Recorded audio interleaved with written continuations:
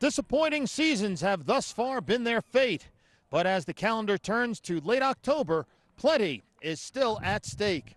Hi again, everybody, and welcome to the North Area Athletic Complex in Golden, Colorado for tonight's game between the 3-4 Legacy High School Lightning and the 0-7 Arvada West Wildcats. I'm Bill Rogan, along with former CU tight end Justin Adams. And Justin, what we have here tonight, two very desperate teams. Yeah, desperate teams for both different reasons. Number one, for Arvada West, they just need a win. It doesn't matter if it's by 1 point or by 40 points. You just want to get something on the left-hand column, which is the win column, and they haven't done so yet this year, so they need to get a win. And if you're Legacy, you're number 28 so far in the wild card standings. And there's only 32 teams that are taking it to the 5A playoffs. So they have to win this game. It's pretty much a playoff game for them if they want to go to the postseason. Huge game for Legacy. Head coach Wayne Voorhees is very concerned about how his team will come out. And if Legacy comes out and they take this team lightly, they could get burned.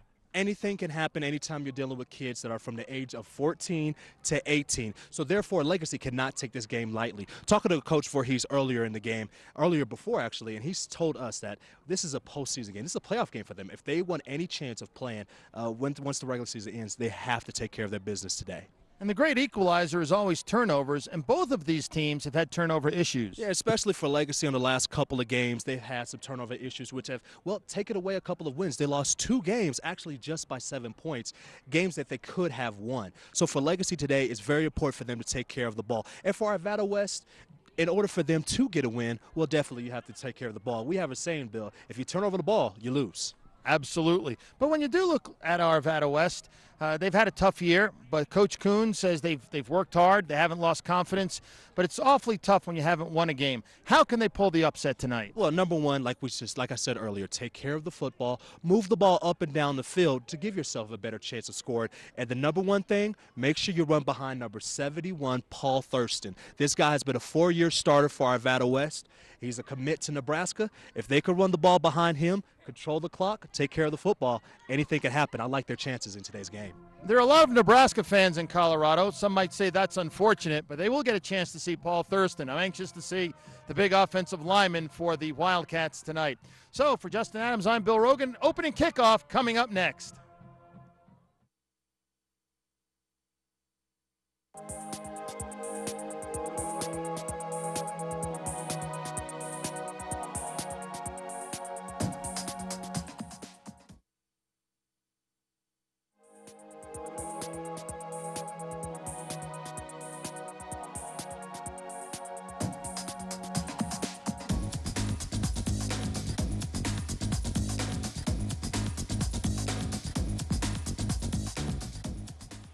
And it's time for football at the North Area Athletic Complex in Golden, Colorado.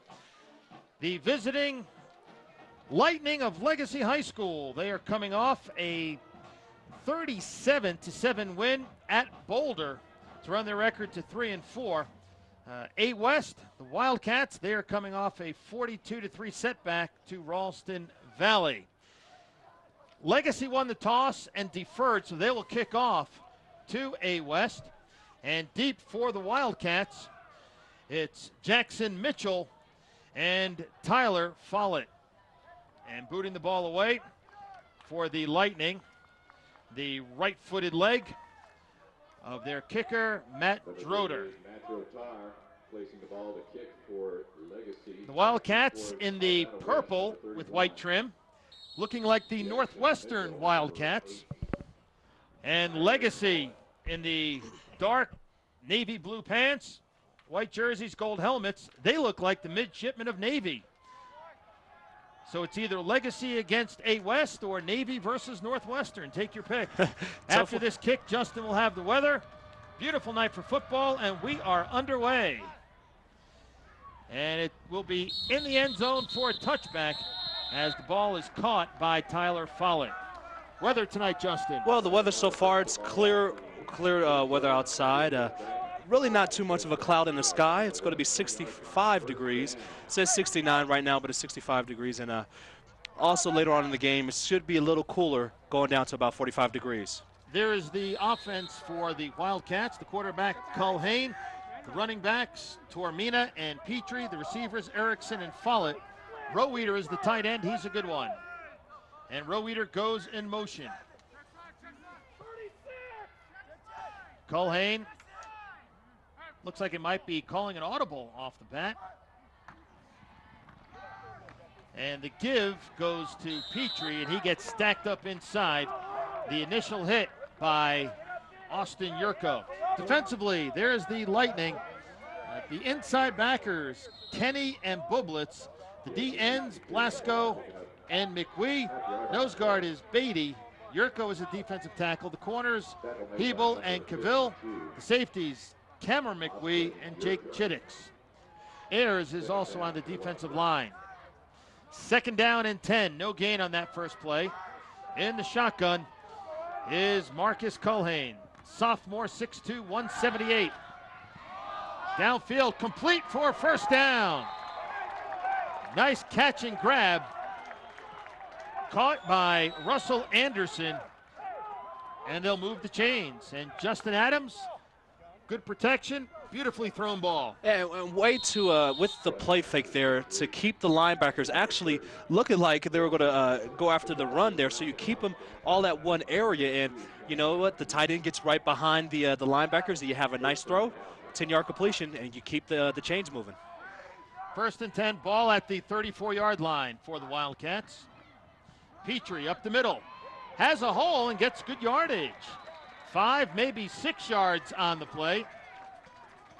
On the tackle was Jake Bublitz. And you know what's amazing about that last play is because of the play action of the previous play, the linebackers weren't so aggressive on that last play, which left a huge gash open for the running back to go through as we go look at this replay.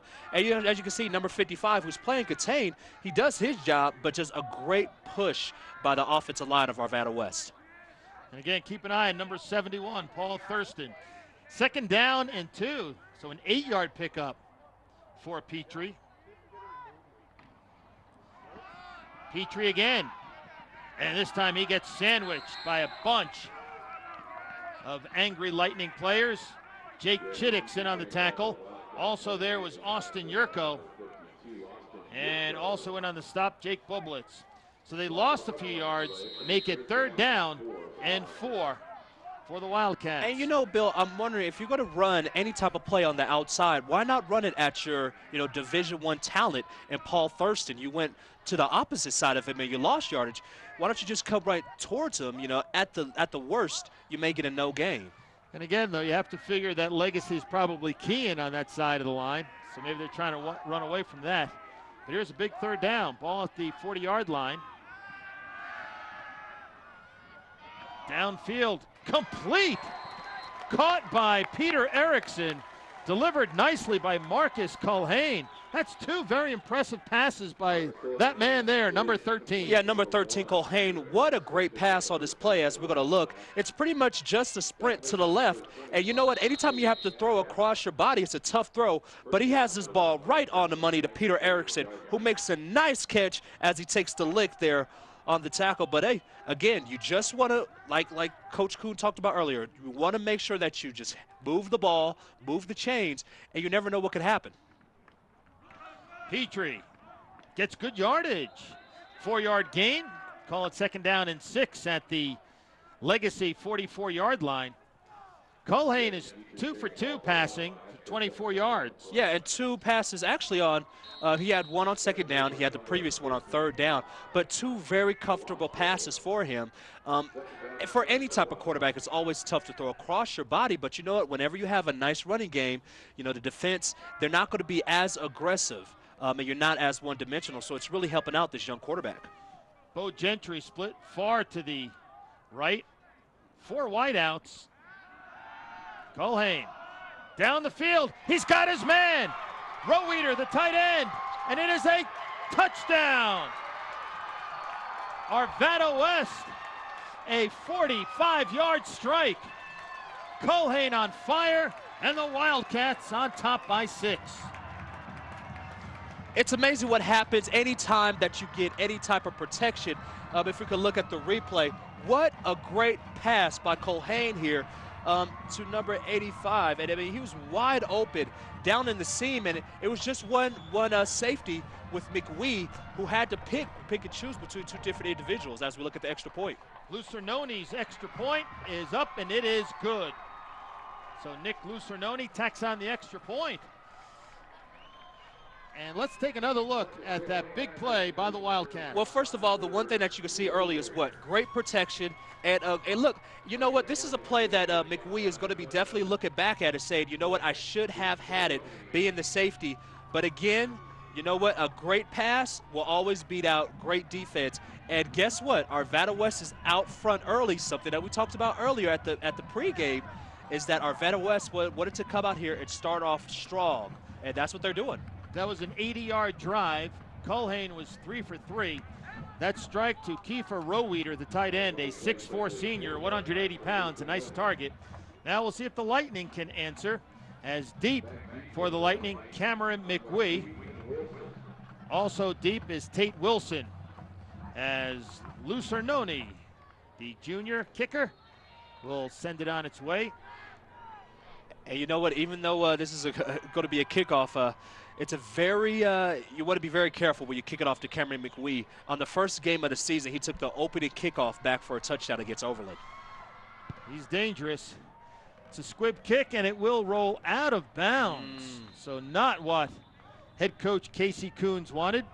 Casey Coons, the head coach of the Arvada West Wildcats in his 10th season, 21 years total as a coach. He went to Abraham Lincoln High School. Yeah, Denver Public Schools, yeah. Did you play against him? I did play against Denver Public Schools. Yeah, so we have a kick out of bounds, so the ball is going to be placed at the 35-yard line. But yeah, we played against Abraham Lincoln, and we happily disposed of them. We'll set the offense after this play. The quarterback right there, Patrick Medina, 6'3", 215-pound junior. Here's a blitz, and Medina goes down. Taylor Van, the linebacker, a senior, rushing in, and the Wildcats are fired up offensively for Legacy. Medina, as we mentioned, the quarterback. Schroeder is one of the running backs, along with Colin Randall. The wide receivers, McWee and Baum. The tight end, Matthews. Up front, Charlo, Lyons, Montoya, Habel, and Martinez. And the big player for today's game is going to be Randall Collin. He's in for the absence of, well, the injured player, which is Fidel Paris.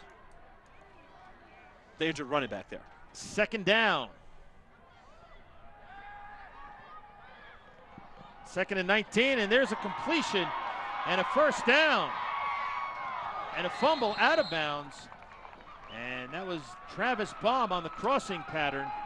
He was covered by Jordan Vargas. Vargas has 2 interceptions on the year. At that time, a 38-yard pickup for the Lightning. And again, let's take a look at this pass by Medina as he hits the ball. Look, right in stride to Travis Baum, who was just wide open. But you got to protect the ball. Almost lost it there. That's something that Coach Voorhees talked about earlier, is that they haven't been protecting the ball. And so if they're not going to do that, they might really lose this game. And here's the pitch out in the I formation, and getting sandwiched and going down hard is Colin Randall. Randall in there for Fidel Paris. Paris, the leading rusher for the Lightning, but he broke his leg and is out for the season, which is quite unfortunate because Paris, a junior, exciting running back, and so Colin Randall has some big shoes to fill tonight. Lost a yard. It'll be 2nd down and 11. Ball at the 38-yard line of A West. 2 receivers left. Baum split to the right. Medina with some time. He tucks it down. Nobody open. And he gets finally tackled. Holding on for dear life was Matt Arroyo, the 5'10", 243-pound junior nose guard. Defensively for the Wildcats, they have Evans and Hendrickson at the ends. Arroyo is the nose guard. The outside linebackers, Bayette and Pierce. Inside, Van, Stack, and McCullough is the middle linebacker. The corners, Kinnear and DeVos. and Jordan Vargas is the safety. Third down, 13. Ball at the 40-yard line. 2 negative yardage plays so far, or actually 3 on this drive. Medina, little dump pass to Randall, and he will be short. Tackled at the 31-yard line. Excellent pursuit on the play. On the tackle by Dan McCullough, the middle linebacker. And kind of a safe pass there. You know, I was surprised that Medina didn't throw to McWee, who was in the slot. He was actually running an out, so, you know, just a safe pass overall, but he, you know, McWee did have enough for the first down yardage. And a field goal attempt coming up, and this will be a 47-yarder. Travis Baum will boot it away, and it's blocked. Ball is smothered, picked up by the holder, and he gets run over. That's Jake Bublitz. And A. West, a good start, something that Coach Casey Coons was looking for, and he's gotten it. And probably the worst thing that could happen overall for Legacy. As we look at the replay on this, I mean, it's a high snap, so anytime you get a high snap, it's going to take a little bit of time. But look at the sophomore quarterback, Colhane, with the block. What a great block by Marcus Colhane. 2 huge plays in the game. He has a touchdown pass and also a blocked field goal. And as we were talking about earlier, Bill, all you need is hope. And that's where right now is what Arvada West is getting. 1st and 10 Wildcats at their own 36-yard line. And the quarterback / kick blocker hands the ball to Petrie, who gets a tough yard before he is grabbed around the ankles on the tackle. Not sure who that was. Looks like Mike Blasco. Also in there was Skylar McWee, the larger brother of Cameron McWee. 2nd down and 9 for the Wildcats. Well, you know, Bill, talked a little bit earlier is that we were going to talk about impact players, and mine for Arvada West was Paul Thurston, but we should have put Marcus Colhane as one of the impact players. Made 2 great plays so far in this game. Pass is batted down.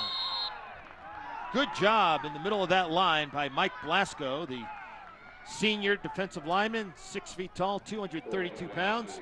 If you can't get to the quarterback, what do, Justin? You always put your hands up, try to get in the way of the passing lanes of the quarterback, and that's just as good as a knockdown, just as good pretty much as a sack. It's just it's a great incompletion. So that's the first incomplete pass for Marcus Colhane tonight. So very important for Legacy to get off the field here and just try to get something going in their favor. 3rd down and 9. Ball at the 37 of Arvada West.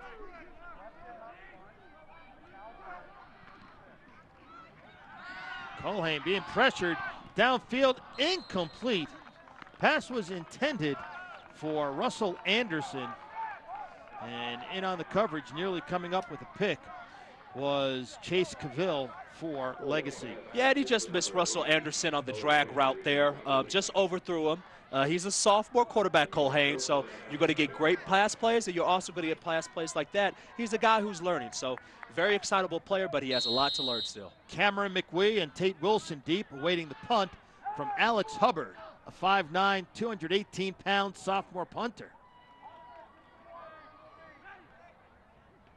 Low snap. Hubbard gets it away, and it's a nice kick. It'll take a roll in favor of the Wildcats and nudge out of bounds around the 22. Maybe they'll spot it at the 24-yard line. So that's where the Lightning will take over. Bill Rogan along with Justin Adams. The Wildcats on top of the Lightning, 7-0. As we are 8 minutes into this first half. That was a 34-yard punt.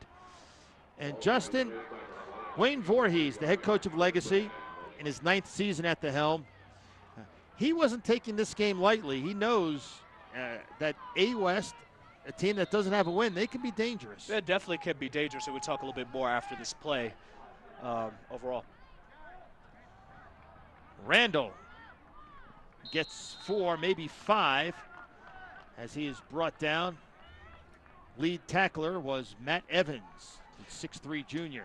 And again, as we were talking about in the open, anytime you're dealing with kids who are 14 to 18 years old, you could tell them everything in a book. You have to be ready for this game. Treat this like it's a playoff game. But they also know they know the record of Arvada West. They know they're 0-7, so they may have came out and just said, you know what, we can just walk out here and we can win this game. And great for Arvada West to slap him in the mouth early in the game. Randall again. Looks like he may have a first down. Austin Hendrickson, 6'5", 265-pound senior on the tackle. By the way, our officials, as they signal for a first down, the referee is Dave Bowen. The umpire is Bob Chappell. The head linesman is Ernie Kozelchek. The line judge is George Lawrence, and the back judge, Troy Anthill.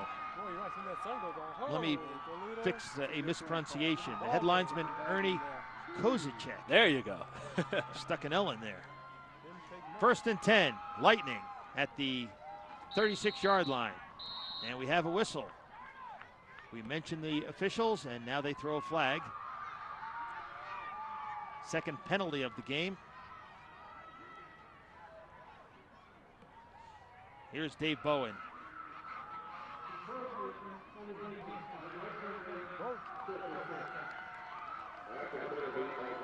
Good sound here at the North Area Athletic Complex.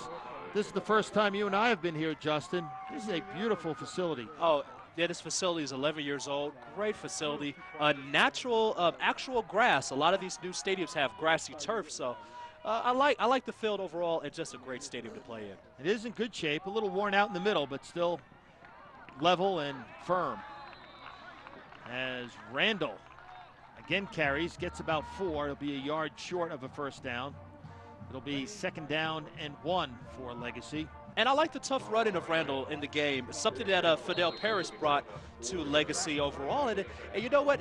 He's breaking tackles. He's running in between the tackles, not afraid to get hit. So we'll see, though, how the wear and tear of this game will play on his body as we go on. Randall came into this game with 160 yards rushing on the season and a touchdown. He's the deep man in the I formation and gets the handoff again. 1st down and more before he finally gets tackled. A very good hard tackle applied by Matt Evans. 1st down, Legacy, and they are in 8 West territory at the 47-yard line.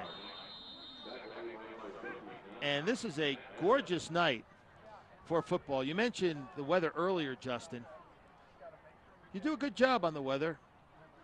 No offense, but I do prefer Kathy Sabin. Oh, okay. Yeah. But you're not a bad backup. Well, you know, not everybody could be like Kathy. You know, I mean, you know, she does her job very well, to say the least. Yes. I actually met her a couple of times. Very nice lady.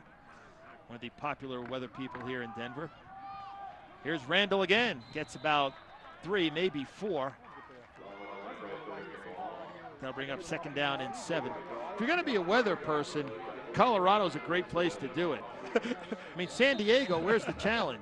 Exactly. You know what? Colorado, you never know what you're going to get in weather. Look, you wouldn't believe that we are in late October, and we're talking about 65 degrees on a night game. Unbelievable. Well, don't get too excited, because come 4th quarter, we might have a blizzard. Exactly. You never know. Split to the far side is Mike Strafus. To the near side is Baum. McWee in a slot left. And Medina is going to keep. Avoids one tackler, has a first down, and he's inside the 35-yard line before he's brought down by Michael Stack, the junior linebacker. Yeah, and as we look at the replay overall, let's just take a look at Medina and his options. What Medina wanted to do as he fakes the pitch and rolls out to his left is that he wanted to pass the ball to McWee, but McWee has been double teamed. So what does he do? You tuck and run the ball, put your head down, get a couple of yards, first down, keep the chains moving. And he gave Michael Stack a ride. Medina, not an easy guy to bring down. He's a big kid at 6'3", 215. And Medina gets out of trouble again. Stumbles across the 30-yard line down to the 28. Somebody lost a helmet, and that's the end of the first quarter of play. Our score, Arvada West 7, Legacy nothing. Second quarter coming up next.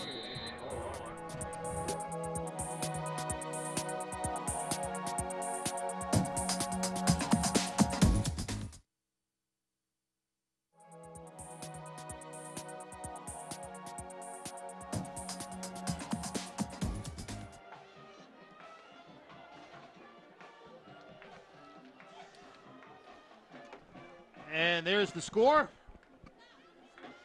The Wildcats with the touchdown on their first possession.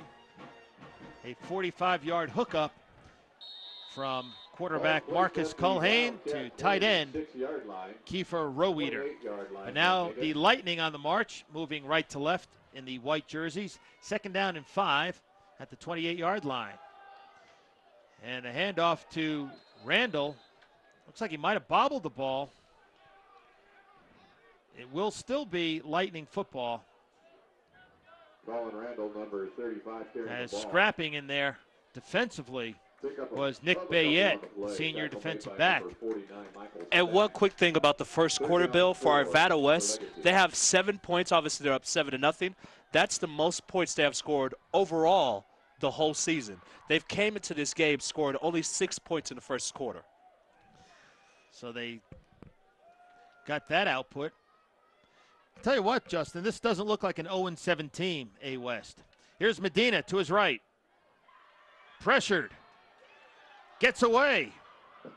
Pass is incomplete in the ground. Applying pressure was Taylor Van, who has a sack earlier, and he probably wishes he had another one there. Had a great chance again, his second sack of the game, as you talked about earlier, Bill. But Patrick Medina got away. And what I'm surprised at so far is we're a quarter into the second quarter now, and Legacy hasn't gotten the ball until their playmaker, Cameron McWee. So they have to do something, get the ball to your playmaker's hands, because they need to score. They need to get some momentum. They need to get something going for their squad. They're going to go for it on 4th down. And, Bill, quickly look at the top of your screen. There's 2 guys on McWee. 4th and 4. Ball at the 27-yard line of A West. Legacy gambling here. Medina keeps. The gamble pays off. 1st and goal for the Lightning at the 7-yard line. Very good ball control by the quarterback. Yeah, and I like the call as we look at the replay. Just a great call. Put it in your quarterback's hand. He's a junior, Medina. And you know what? The running game has been effective so far. So, you know, anytime you're doing an option play, what you're looking for is the end. If the end goes down or if he crashes down the line, then you keep the ball as the quarterback. And that's exactly what Medina did there. And he had a long run on 4th down, and now it's 1st and goal. Strayfitz, the sophomore, split to the far side. McWee to the near side. Tight end left is Matthews. McWee in motion. Flag. Could have a delay of game. And we do.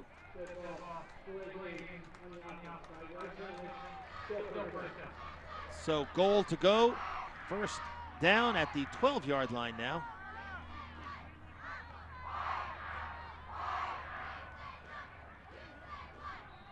In the backfield, Eddie Schroeder and Colin Randall.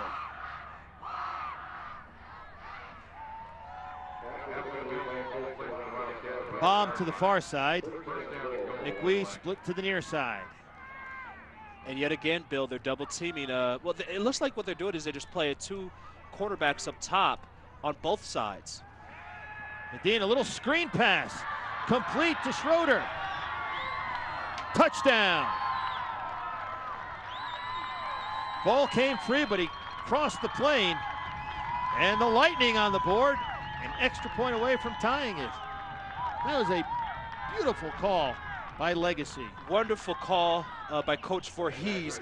The counter play has been working for Legacy all day long. So what they did here is they faked the counter play and just had a screen and just dumped it off to the running back who gets it to the end zone. And I'm interested to see the replay to see if he actually got the ball across the line of scrimmage before the ball popped out.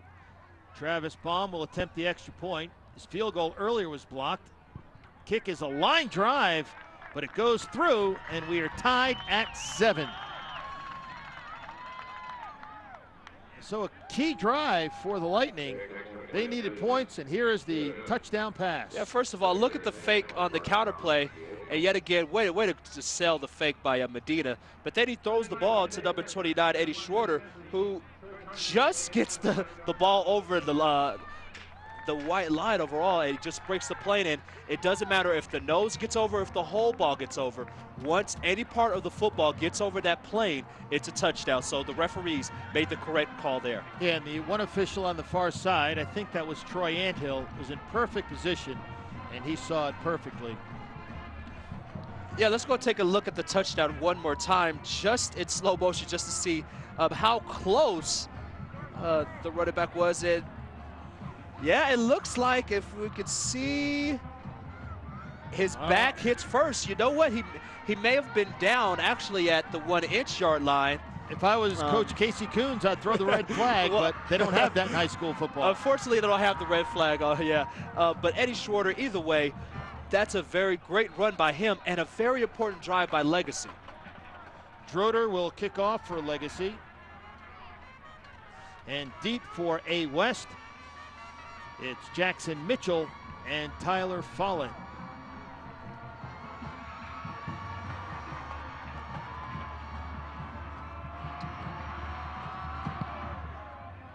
High end over end kick. Follett has it at the 4. Zigzags his way through traffic. Flags fly as he gets it out to the 29-yard line. But that may be coming back. That touchdown pass by Patrick Medina, his 6th TD strike on the season. We'll wait for the call from Dave Bowen.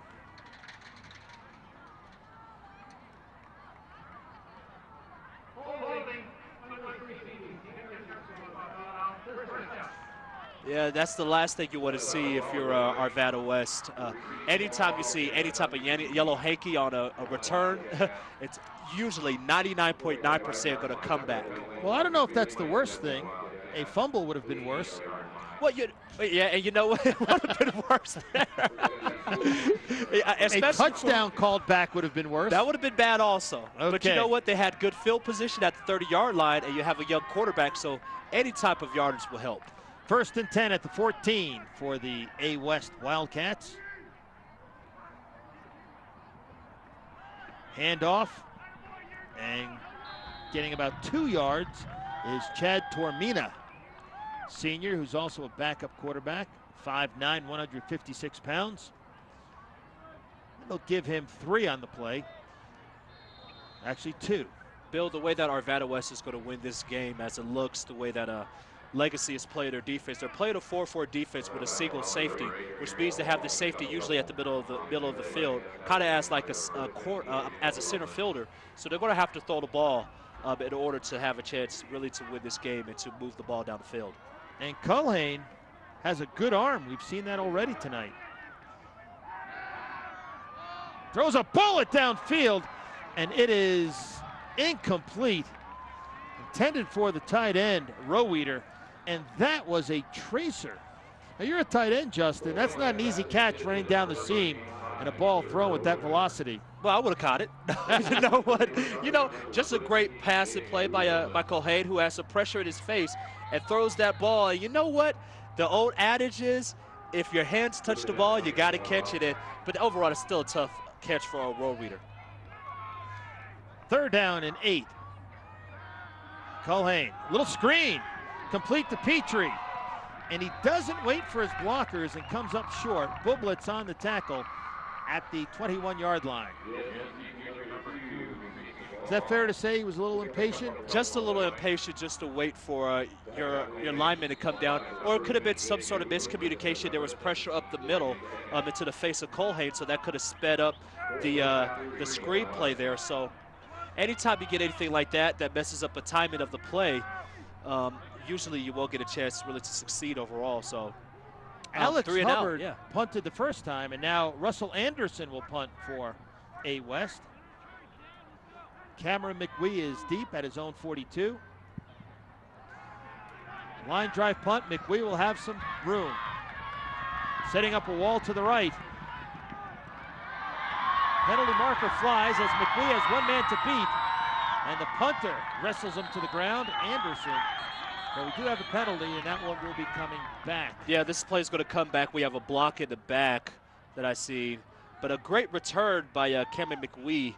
Unfortunately, As we said on the kickoff return for Arvada West, anytime you see a hanky on the field, it's usually going to come back. A 40-yard punt by Jackson, or check that, Russell Anderson.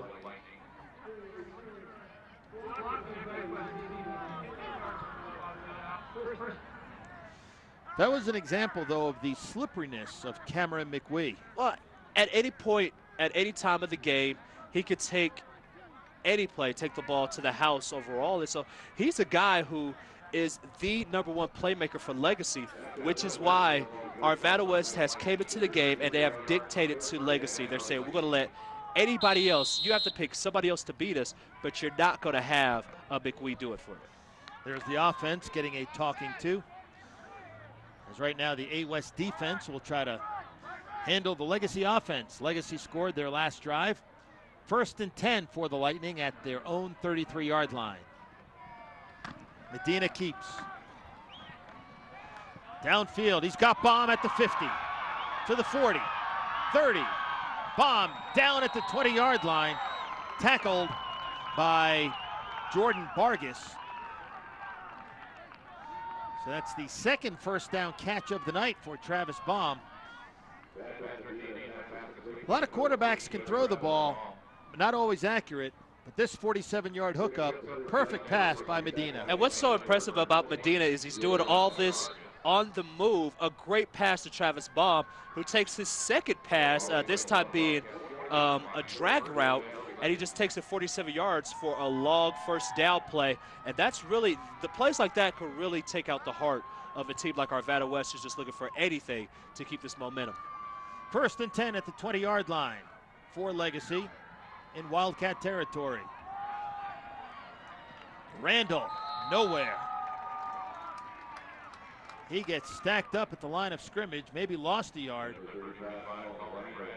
As leading the charge defensively was Dan McCullough, the middle linebacker, and Michael Stack, an inside backer. Also clogging up territory was Matt Arroyo, the nose guard. You ever play nose guard, Justin? I never had the pleasure of playing nose guard. I did play defensive end before. Well, if you're a nose guard, you are basically a walking bruise. Yes. That is one position I would not want to play. I'm too soft anyway. Well, you're a baseball player, Bill. We understand. 2nd and 11 for the Lightning. And here's the handoff to Randall, and he gets good yardage, about 6, before he's taken down at the 15-yard line. Coming up to make the stop from the corner position was Nick Bayette. That'll bring up a 3rd down and 5. Right, Coach Adams, what do you call here? How about get the ball into Cameron McWee's hands? Find some way how to do that. Maybe you could do a bubble screen here. You know, go out of a trip set. Or you could also just do a straight fly.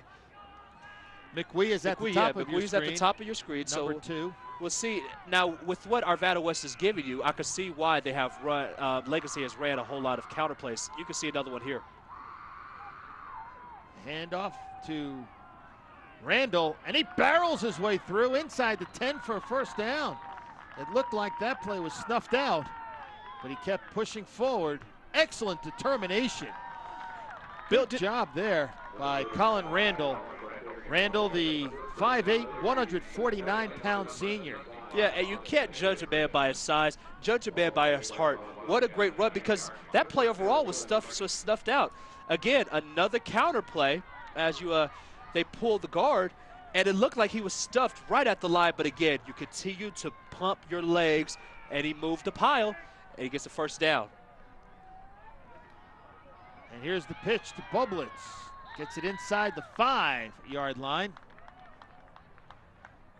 Jake Bublitz, 6'1", 218-pounder, a junior.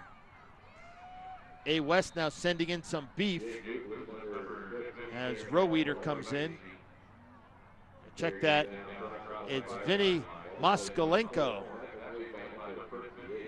Let me correct myself. Vitaly. There you go. Moskalenko. Hendrickson also came in. Handoff, Bublitz again. short of the goal line. Ball will be placed around the 2. And, Bill, this is where Legacy really misses a guy like Fidel Paris, who was great at short yardage situations, especially around the goal line. Very slippery, but also a tough runner. So you have to put in guys overall like Bublitz, who's a little bit bigger. Bublitz is 6'1", 218, so has a lot of size on him. But, again, they're going to miss guys like Fidel Paris, who's out with a broken leg. Timeout taken by Legacy. It looked like they were going to go to the power I there, Justin, and they brought in Austin Yurko, who is a defensive lineman normally for Legacy, to get some blocking power back there. And for whatever reason, Patrick Medina saw something he didn't like, and Legacy takes their first time out. Yeah, and you know we're early in the game, 7-7 ball game so far. Look at this crowd over here that we have for Arvada West. What a great scene yet again to play. Play it under the lights, Thursday night football. Great time, but this is a very important play here for Legacy. They do not want to go into a 4th down situation, especially 4th and goal to goal, not getting to the end zone. And there's the playback schedule. You can catch our games Tuesday in the morning. Always a good idea to skip work and watch some high school football. Wednesday matinees at 2, Thursday prime time, and then Saturday nights at 6 o'clock. And as we always like to say, Justin, come to the game and then watch the replay 4 times and then buy a DVD of the game. That's right. Can't get enough of these games. 3rd and goal to go for Legacy. Ball at the A West 3-yard line. Power I formation. The deep man is Bublitz.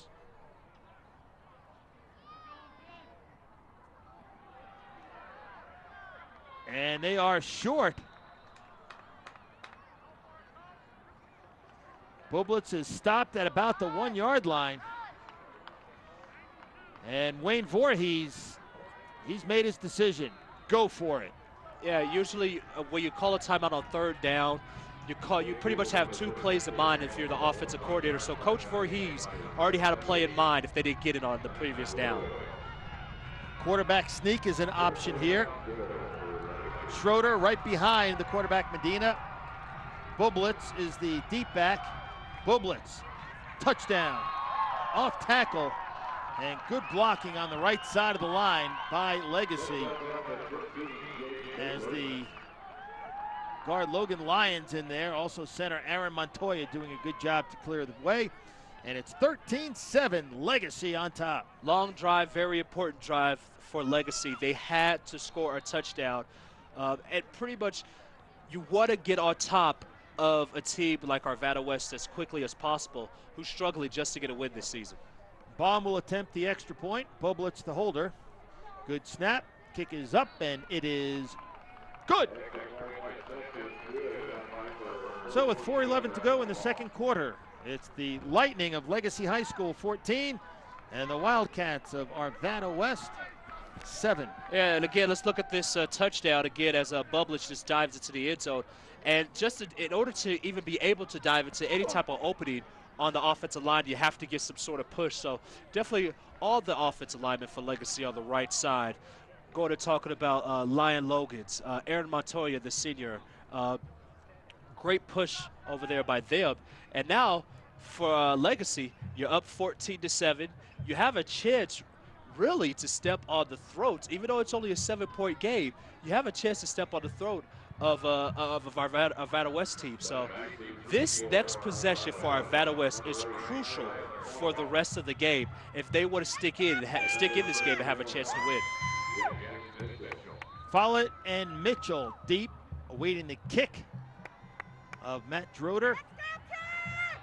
Droder teeing it up.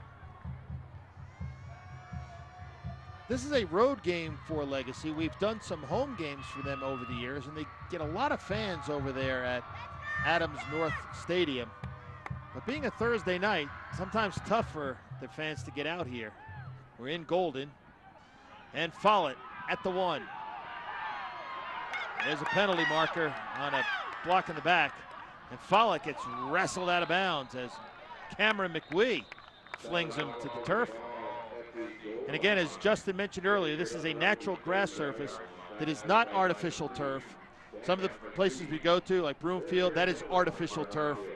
Adams North Stadium, artificial turf. Holy Family, real grass. Yes. You like the artificial turf? You know what? I like real grass a little better.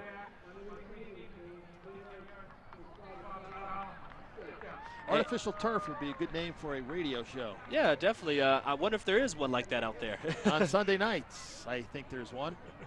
Yeah, the block in the back was on Matt Evans there, the 6'3" junior, 205 pounds. It just pushed a smaller guy, Tate Wilson, out the way. Unfortunately, he got him in the back, and so, you know, Arvada West is going to start deep in their own territory. A West had the momentum in the first quarter. They've got to try to get it back.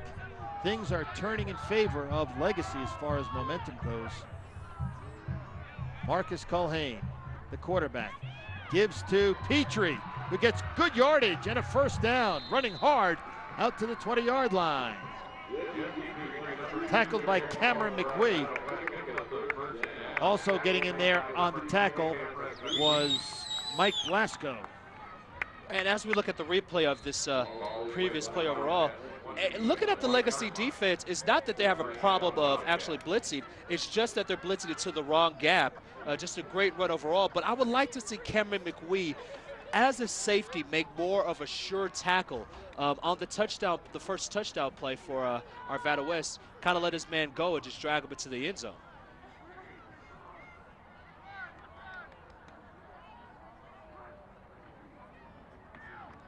And this time, Petrie goes down. In on the stop, good penetration that time was Blasco. So Petrie can dish it out, and he can take it. Yeah, he also can take it, and definitely took it here on this play. Just what a great pursuit overall by Legacy. You have number 55 there, Mike Blasco, make a great play. Also in the backfield. Yeah, Matt Arroyo as well. Arroyo's had a very good game defensively for the Lightning. Second down and 12. From the shotgun, handoff to Petrie, and he goes down right at the 20-yard line. That'll bring up a third down and 10. So Legacy takes their second timeout. They have one remaining. A West has all three of their timeouts remaining with 2:42 to go. Our next game on Channel 8 will be a very interesting affair. A lot on the line. Longmont against Broomfield. Longmont undefeated. Broomfield has one loss. And we're looking forward to doing that game at Broomfield's Elizabeth Kennedy Stadium. As you see some of the kids in the crowd, that is the A West side. Coach Coons was telling us, Justin, that none of his guys have quit. They've kept a positive attitude. They're working hard.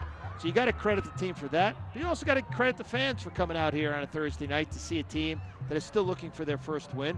As you see, Legacy's season so far. We did the Broomfield game. Problem with Legacy this year, the fourth quarter has really been a problem for them.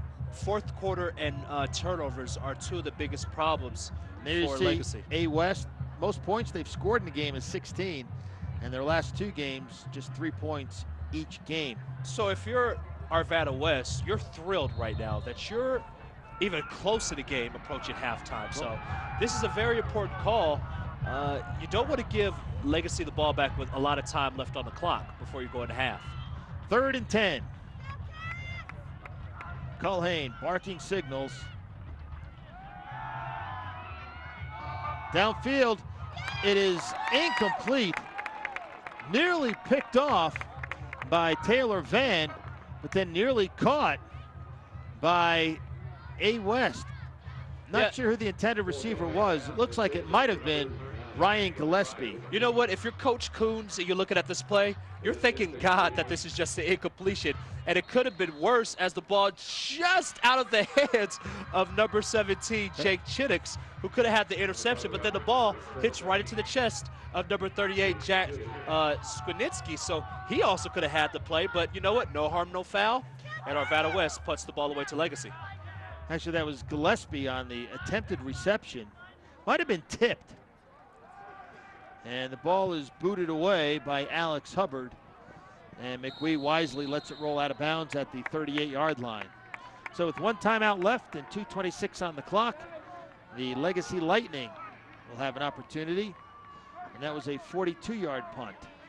Great kick by Hubbard just to get the ball out of bounds. That's the second time that he's kicked the ball out of bounds all day. And we know how much of a threat that McWee is. Even on the penalty where his previous punt was called back, he was just to the punter. He had one man to beat, and he would have had a score. So great job, great scouting, and great punting overall by Arvada West just to keep the playmaker, McWee, for Legacy to take the ball out of his hands. High formation, Schroeder the up man, tailback is Randall. Fake to Randall. Going deep, McWee's open. Incomplete. Ball drifted out of bounds, but McWee had some room for the first time. Oh, single coverage. You had your man wide open. It's a tough throw by Medina. If we could see a replay here, had McWee wide open for the first time in the game. It looked like a post route for that McWee ran on that play, but just missed him. As we look, it's a fake run, and Medina's almost tackled there by the defensive end, but again, it's always tough to throw the ball on the run. You know what, that's just a tough play, but we'll see what they're going to do here next. Medina, 4 of 8, 105 yards and a touchdown. Keeper and the quarterback draw picks up 4, maybe 5, and a big hit there on the tail end. Getting up a little bit slowly for A West is Taylor Van. And again, Medina, he's a big kid at 6'3", 215 pounds, so he can administer some punishment. Going deep, McWee dives, but it is incomplete. Good coverage that time by A West. The man on the coverage was Ian Kinnear, the senior. And so with 4th and 5, Legacy will have to punt it away. So Justin, a very good defensive stand. Very good defensive stand by Arvada West, something that they sorely needed in this game. But again, you can say it was great coverage, and it was. But Cameron McWee, excuse me, just stopped running. I don't know if he didn't think the ball was going to come to him, but he didn't run that last passing route all go. And if he would have, especially being singled up on a cornerback, I don't think there's many people out here, especially for Arvada West, that could stay with McWee. So that's a play we're going to really take a look back at because I have a feeling that Legacy is going to go right back at that play sometime down the line. A West calls a timeout. They'll have 2 remaining. 1:46 on the clock. And there are the standings.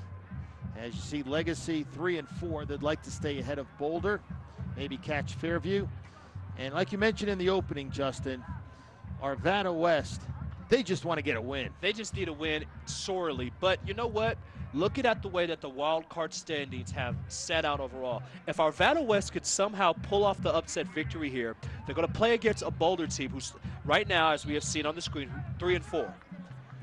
They possibly can end the season and finish the season 2 and 7, which will put them in a pretty good position, especially beating a team like Legacy, to get into the top 32 positions for the 5A playoffs. Well, I don't think they should worry about playoffs just yet. As deep, awaiting the punt, is Kinnear. And Kinnear lets it bounce. And it will be downed at the 13-yard line by Legacy. The Wildcats, their first possession, they went 80 yards for touchdown. Yes. Since then, they've accumulated just 24 yards. So they've been outgained 183 to 104, as that was a 47-yard punt off the foot of Travis Baum. I'm interested to see what Coach Coons what he does here offensively. His team's only down by 7.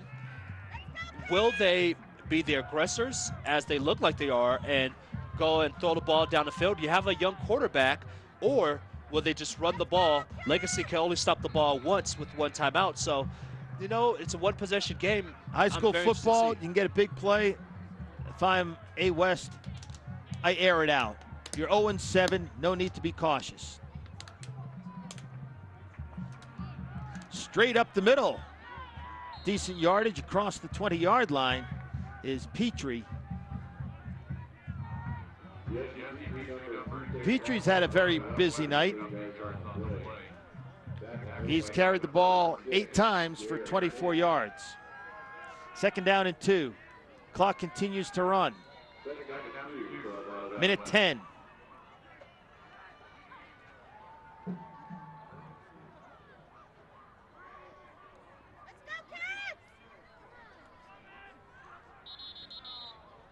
And we may have a delay of game or a procedure penalty. Bill, you're going to get a legal procedure on number 71, Paul Thurston. He was in his stance, and he just pulled his hand up. He pulled his right hand up, and you're going to get caught every time. Well, Paul Thurston's going to Nebraska. Right now, Bo Pelini is throwing his hat against the wall. And we know just what type of temper Bo Pelini has. Yeah. He's not too happy about that. He's kicking his dog right now watching this broadcast. 2nd down and 8. Clock is running. And A West doesn't look to be in too much of a hurry. And Petrie, he gets stacked up. One thing to note, Justin, both coaches admitted their teams have been turnover prone. No turnovers in the first half. Yeah, it's not really surprisingly no turnovers in the first half. Anytime that you emphasize it so much as these two coaches have, what I'm a little more surprised about is, yeah, you talked about it, Bill, at the beginning of this drive. Arvada West has nothing to lose. Why not air it out? Why not try to get the ball downfield? And their quarterback's got a cannon for an arm. He's been very impressive. Yeah, but the last pass that he had as we go to halftime was almost intercepted. So, yeah, but you got to, I don't know. That's why I'm sitting here. Coach Coons has been at this for, what, 21 years? Interesting timeout by Arvada West. I don't know why you would take a timeout there, but we'll see. Well, maybe they heard us. Maybe they're going to air it out with 2.7 left to go into half. You're watching KCCB, Channel 8. Bill Rogan along with Justin Adams. Have we mentioned our stat man yet? We have not mentioned our stat man. Good, we won't. He got here late. No, he didn't. Don Pablo Apodaca is our stat man extraordinaire. And also our crew. And they were pretty happy today because the weather very nice. We've done some games where the crew has been a little chilly. Yes. And not that we feel for them since we're in a nice warm booth. But Victor Seif runs the show. He does a great job. Also Kim Greason with Channel 8. And there's some A West fans. They're wearing the road jerseys, though. Well, you know, you wear the road jerseys because you wear, like, your favorite, athlete. So how I used to have it is I used to have my girlfriend, which I had, a couple. And they used to wear. At the same time? Well, Bill, I can't give out all my secrets on air. All right, 3rd down. This will be the last play of the half, barring a penalty. Legacy drifting deep. Little swing pass, incomplete, and that'll do it for the first half of play. After 1 quarter, A West led 7-0. Legacy with 2 second-quarter touchdowns has the lead at the break. It's the Lightning 14, Wildcats 7. We'll be back with the halftime statistics and the 3rd quarter after this.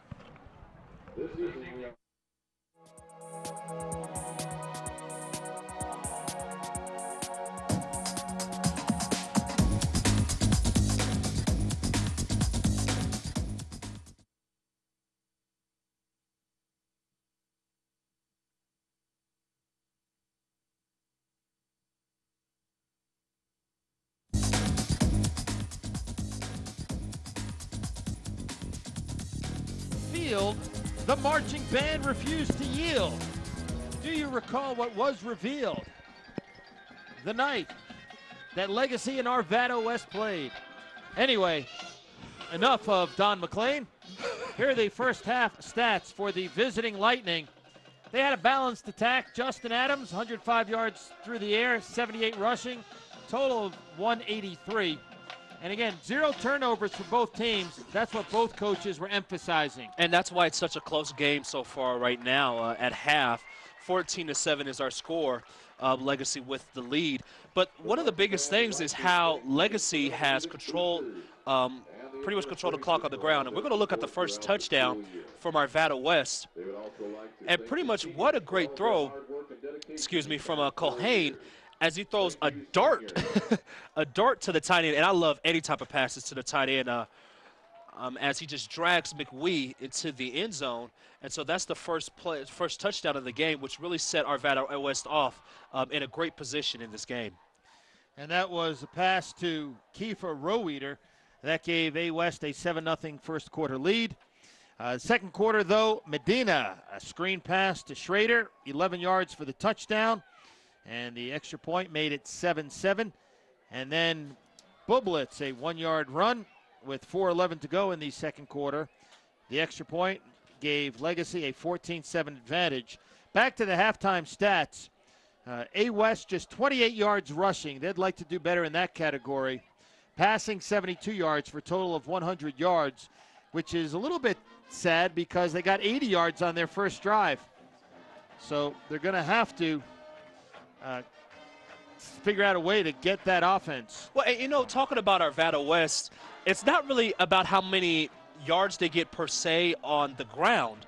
Like on the first drive, they need the run to open up the pass for them, especially when you have a sophomore quarterback like Marcus Culhane. So anytime you could just hold the linebackers, and what I mean hold the linebackers is they either move closer to the line of scrimmage or they just stay pat because of the fake or because of the play action fake on the play, which is why that pass play to Roweeder was wide open. So I'm looking for Arvada West to take this second half kickoff, to methodically go down the field, and I'm looking for a place for them to really take another shot and probably get to Roweeder. Well, Legacy will get the kickoff to start the third quarter. They won the toss but deferred. Again, Legacy, they need this game. They have a chance to make the playoffs, but they can't slip up. So this is, in effect, a playoff game for the Lightning, even though they are 3-4. Arvada West, they are 0-7 on the year, and they have tonight's game and then against Boulder, at Boulder. That's their final game of the year. And so they are desperate. They want to get a win. Yeah, and this is extra importance because for Arvada West, it's senior day. You know, the small things that we kind of forget looking at the stats and, you know, who's starting in the game overall. This is a big game because there's many guys out here who are playing for Arvada West who are not as fortunate as a Paul Thurston to be playing on the second level, to be playing in Nebraska next year. A lot of these guys, this will be the last time or the last home game that they ever will have for the rest of their lives. So 24 minutes, we'll see what Arvada West can do. And some of these guys, the clock is ticking on their college career. We mentioned Paul Thurston, the offensive lineman for A West, going to play at Nebraska. Colorado and Colorado State have to do a better job keeping talent in state. As a CU buff yourself, you played up there under Dan Hawkins. Now John Embry is the new coach of the Buffs. How do you think he'll do, and what kind of emphasis have you heard him putting on keeping talent in state? Well, the emphasis has to be you always keep the best players in state. And anytime you talk about Paul Thurston, he's the second-ranked recruit according to the Denver Post. So you have to keep guys like that in state. Now, they're going to have a couple of guys to you. They have the number 6 guy, but if you can't keep these guys in state, your program's overall going to struggle. Nick Lucernoni will kick off here in the second half. Cameron McWee is deep. Also deep is Tate Wilson for Legacy. Arvada West in the purple. In the navy blue and white with gold helmets, it is Legacy. And a little kick bounces to McWee at the 10. McWee in some difficulty. Flag flies as he gets out to the 19-yard line before he's wrapped up by Russell Anderson. So the second half is underway. Legacy had 2 penalties in the first half, but it looks like they'll start out with a penalty here in the third quarter. Bill Rogan along with Justin Adams, we thank you for tuning in to tonight's football game on Channel 8.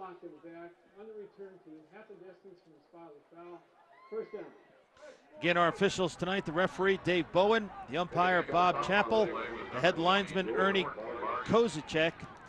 The line judge is George Lawrence, and the back judge, Troy Anthill. And quickly, Bill, just talking overall about the weather going to the second half. When the game first started, it was 65 degrees. Now it's 56 degrees right now with a a wind going to the northwest at 4 miles per hour. So the wind won't be a problem, but the temperatures are cold. What's the barometric pressure? I don't know that one, Bill. I don't even know what that is. Here's an end around, and out to the 11-yard line is Legacy. On the carry for the Lightning was Colin Randall. Randall was a workhorse in that first half. Randall now on the night, 11 carries, 37 yards. Yeah, and the one thing that's very surprising on this game is the ineffectiveness so far of Cameron McWee, one of the biggest playmakers for Legacy. And just Medina has tried to find him, tried to throw him the ball a couple of times, but Arvada West has done a great job of double teaming him and keeping the ball out of his hands. Randall again gets out to the 17-yard line before he's cut down on a good tackle by Nick Bayette. That'll bring up a third down for the Lightning. Third and less than a yard.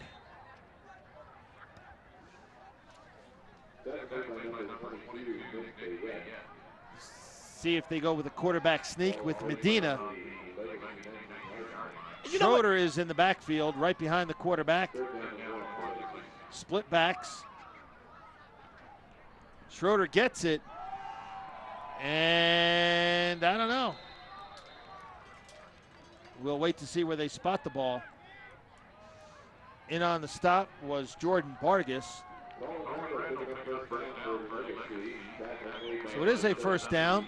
Ball spotted at the 19.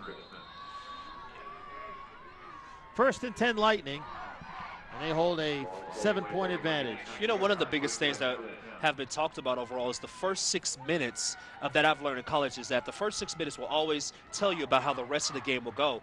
So it's very important for Legacy to score on this drive, really to distance themselves from Arvada West.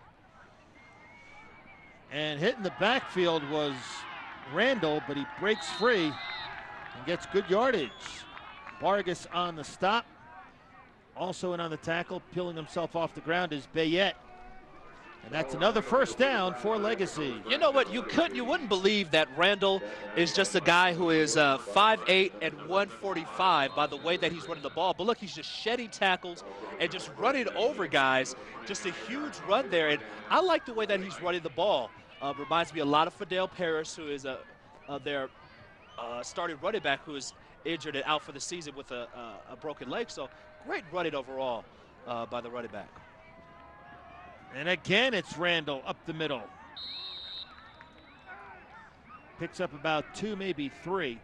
Previous play, Taylor Van was shaken up. Came off the field, replaced by Ian Kinnear. Bill, to me, it looks like Coach Voorhees has, I'm not going to say abandoned the passing game, but he's found what's going to work overall for Legacy, which is running the ball. In the first half, he did a lot of counter plays, which opened up some running room for Randall. So I wouldn't be surprised if we see this for the rest of the game. Just pretty much continue to give the ball to Randall. He picked up 4 on that last carry. Second down and 6 at the 34-yard line. And this one goes to Schroeder up the middle, and he gets a yard. In the middle of that defensive scrum, making the stop, was Austin Hendrickson. That'll bring up a third down and 5 for the Lightning. And this is a very big defensive play. Coach Casey Coons for A. West in his 10th year.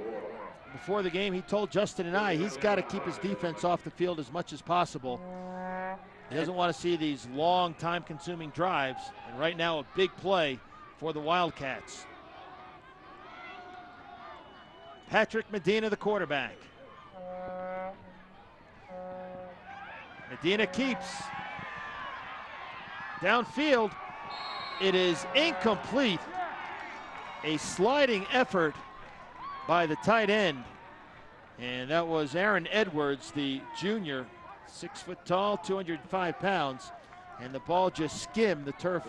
Yeah, just looking at the replay, again, it's a play-action fake as Medina rolls to his right. And what he wants to do is he wants to throw the ball deep to McWee. The problem is because he held on to the ball so long that he had his tight end wide open, but the ball just slipped out of his grasp and hit the turf. And that's going to be an incomplete pass, and that pass was to Aaron Edwards. And that was a good shot on the replay. You can see the ball clearly hit the grass. Punt is fielded at the 30-yard line by Kinnear. Kinnear dances out to the 38-yard line, spun for a couple of extra yards before he's brought down by Dayton Petersian. So a 35-yard punt, 8-yard return, and decent field position for the Wildcats, their first possession of the second half. And if you're Legacy, this is not what you wanted to see overall, especially if you coach Voorhees, because you don't want to keep a team who hasn't won a game in the game. The longer and longer you keep them into this game, the harder and harder it is to put them away. And you know what? The more and more that Arvada West actually believes they could win this game. We'll see if the Wildcats can get something going on offense.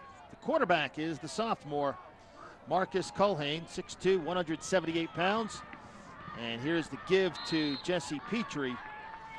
And the senior running back gets back to the line of scrimmage, and that is it. Petrie, 10 carries, 26 yards on the evening. Well, they'll give him a yard at the 39-yard line. Yeah, yet again. So give him 27 yards there, Statman. 27 yards. You know what? And again, it doesn't matter how many rushing yards that he has. What he wants to do is you set your run up enough just to allow the passing lanes to be open for Arvada West. Follett split to the near side, Erickson to the far side. And a quarterback keeper. And dancing out of trouble is Culhane. He picks up a block. And McWee slows him up for Yurko, but a big gain for A. West. Good heavens, how'd he get out of that mess, Justin Adams? We're going to look at the replay, and it's going to tell us exactly how Culhane got out of this mess if we have the chance to. And we're going to wait for the replay. But what a great play by Culhane. First of all, fakes the option play right there. And he starts to his left, hits the lineman, and then he goes to his right. And there's nobody for Legacy there. And he's off to the races. If it's not for Cameron McWee there, he has a touchdown. But what a good lick over there by the linebacker for Legacy. But a huge, huge play for Arvada West. And here we go. They're on their move. 26-yard gain. 1st and 10, ball at the Legacy 35-yard line.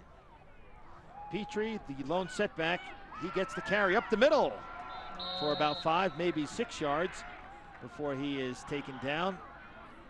Bublitz on the tackle. So call it 2nd down and 5. Yeah, quickly, let's look at this. Look at the sideline for Arvada West. You got some people moving around, some people getting excited. The team is starting to believe that they can actually win this game. They're in it. And that's what you want to see as a coach.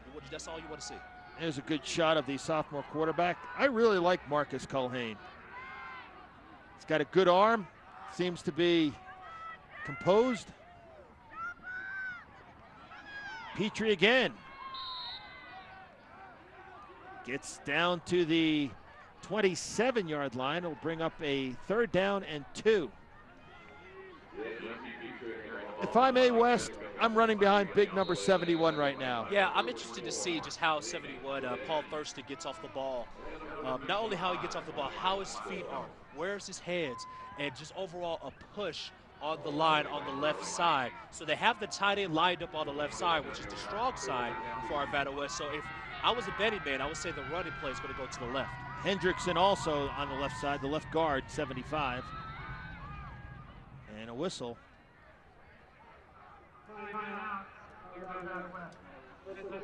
So the Wildcats take a timeout. They have 2 remaining. 5:01 to go, 3rd quarter from North Area Athletic Complex. It is Legacy 14 and A. West 7, all the scoring in the first half. And with this big 3rd down play, 3rd down and a little bit more than a yard, about a yard and a half, Again, if I'm the Coach Coons, I'm saying, hey, my guy Paul Thurston, he's going to Nebraska for a reason. Hendrickson's a big guy on that side. Also have a very capable tight end. I would just power it left side. Power it on the left side, or as you see the kicker. If he misses the net, our camera guy's in trouble. Yeah, he would be in trouble. Nicholas Inorni, who is kicking it to the net there. But why not have two plays in mind? I wouldn't be surprised if you see a fake run here and a pass to the tight end, something similar to the first touchdown of the game to Rollweeder. Well, they're in two-down territory. They've rushed for 38 yards in this half. They had 28 in the first half total.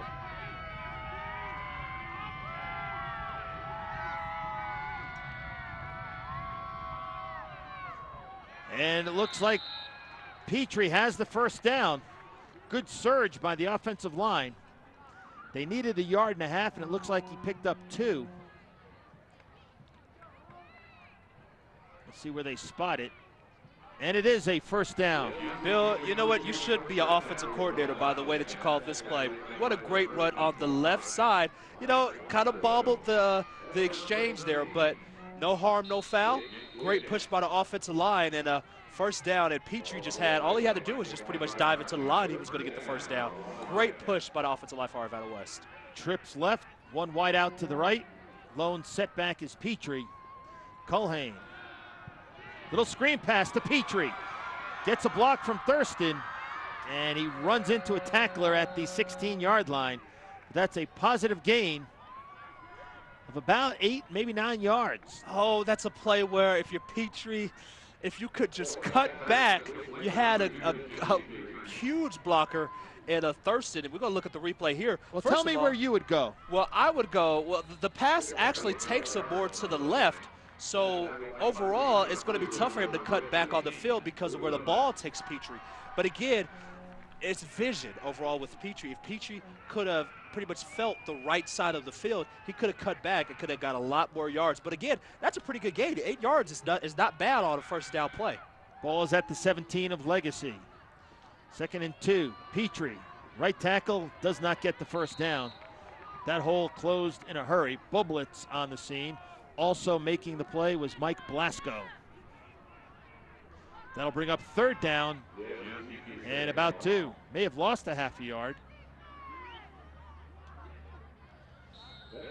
Yeah, trying to run the counter play what Arvada West attempted to do there, and they weren't too successful. But again, about 3rd and 3, 3rd and 2.5. So again, why not go back to what worked for you on the last 3rd down and 2? Go on the right side and run the ball there behind Thurston, behind Hendricks, behind those big boys. And Culhane gets sacked. Good heavens.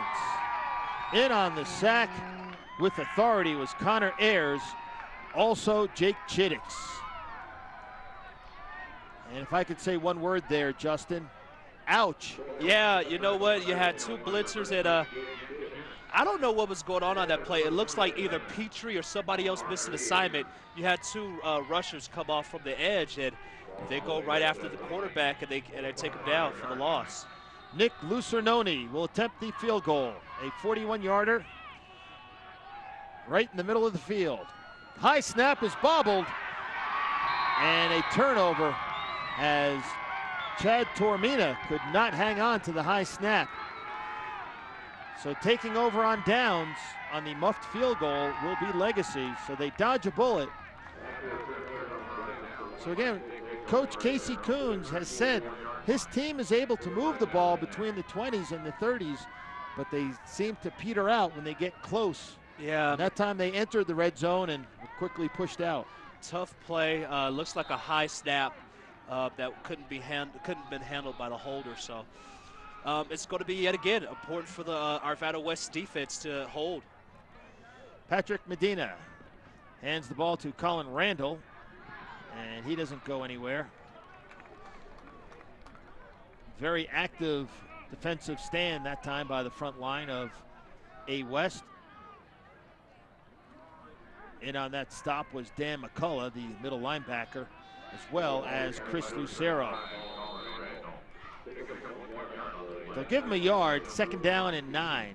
at the 35-yard line of Legacy, as we are under 2.5 minutes to play, third quarter. Again, A West has not won yet this year. They are 0-7. Legacy trying to keep their playoff hopes alive with a win. McWee in motion. Randall taken down for a loss.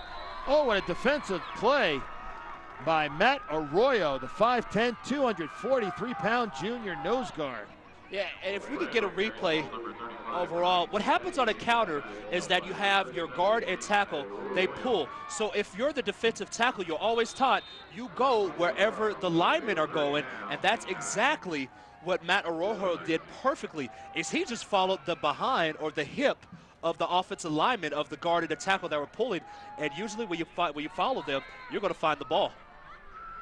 Emmanuel Corral also in on the tackle, and A West will take a timeout here. That is their second. They have one remaining.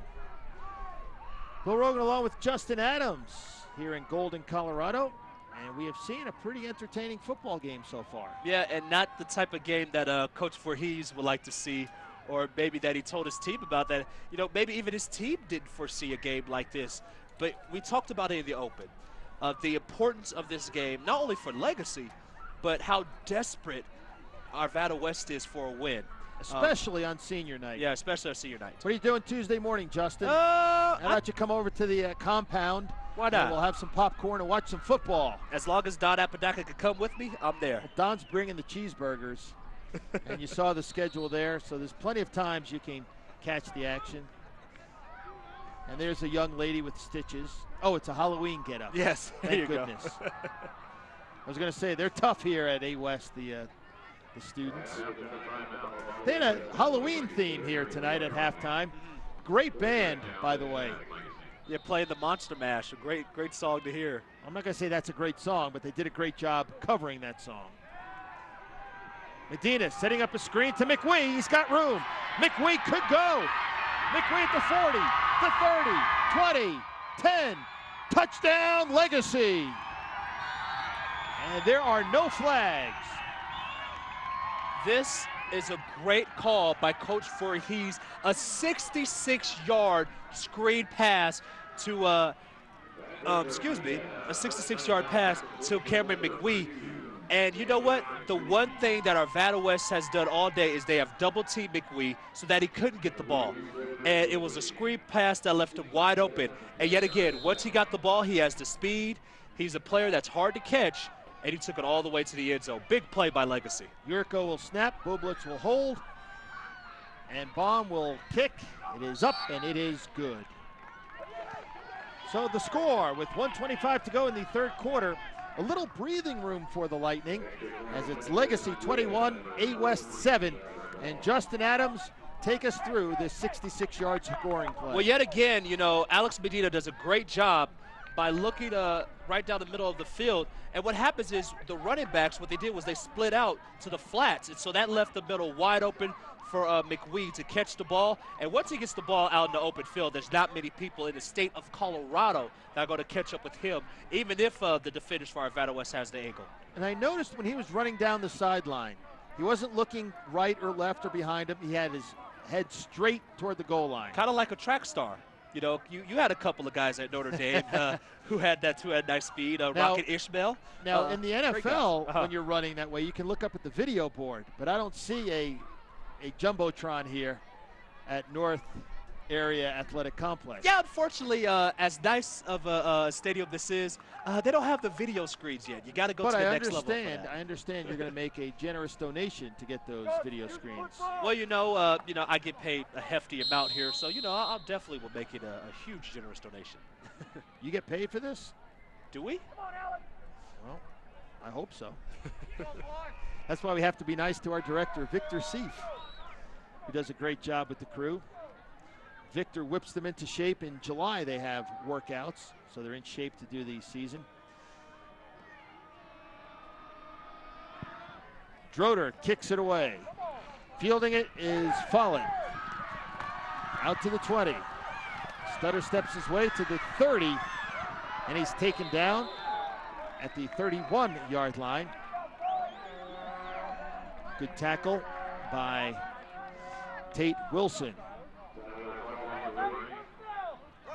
And they're going to spot it at the 32. Yeah, Bill. I think they gave him an extra yard there. Yeah, Bill. This is going to be a very important drive for Arvada West. Overall, for not only their psyche, but just you came into this game and you knew if you stopped Kevin McWee that you'll have a great chance of staying into this game. And they have so far for almost three total quarters they did. But then one big play, and now they're down by 14. I'm interested to see just how this offense will respond to such a big play.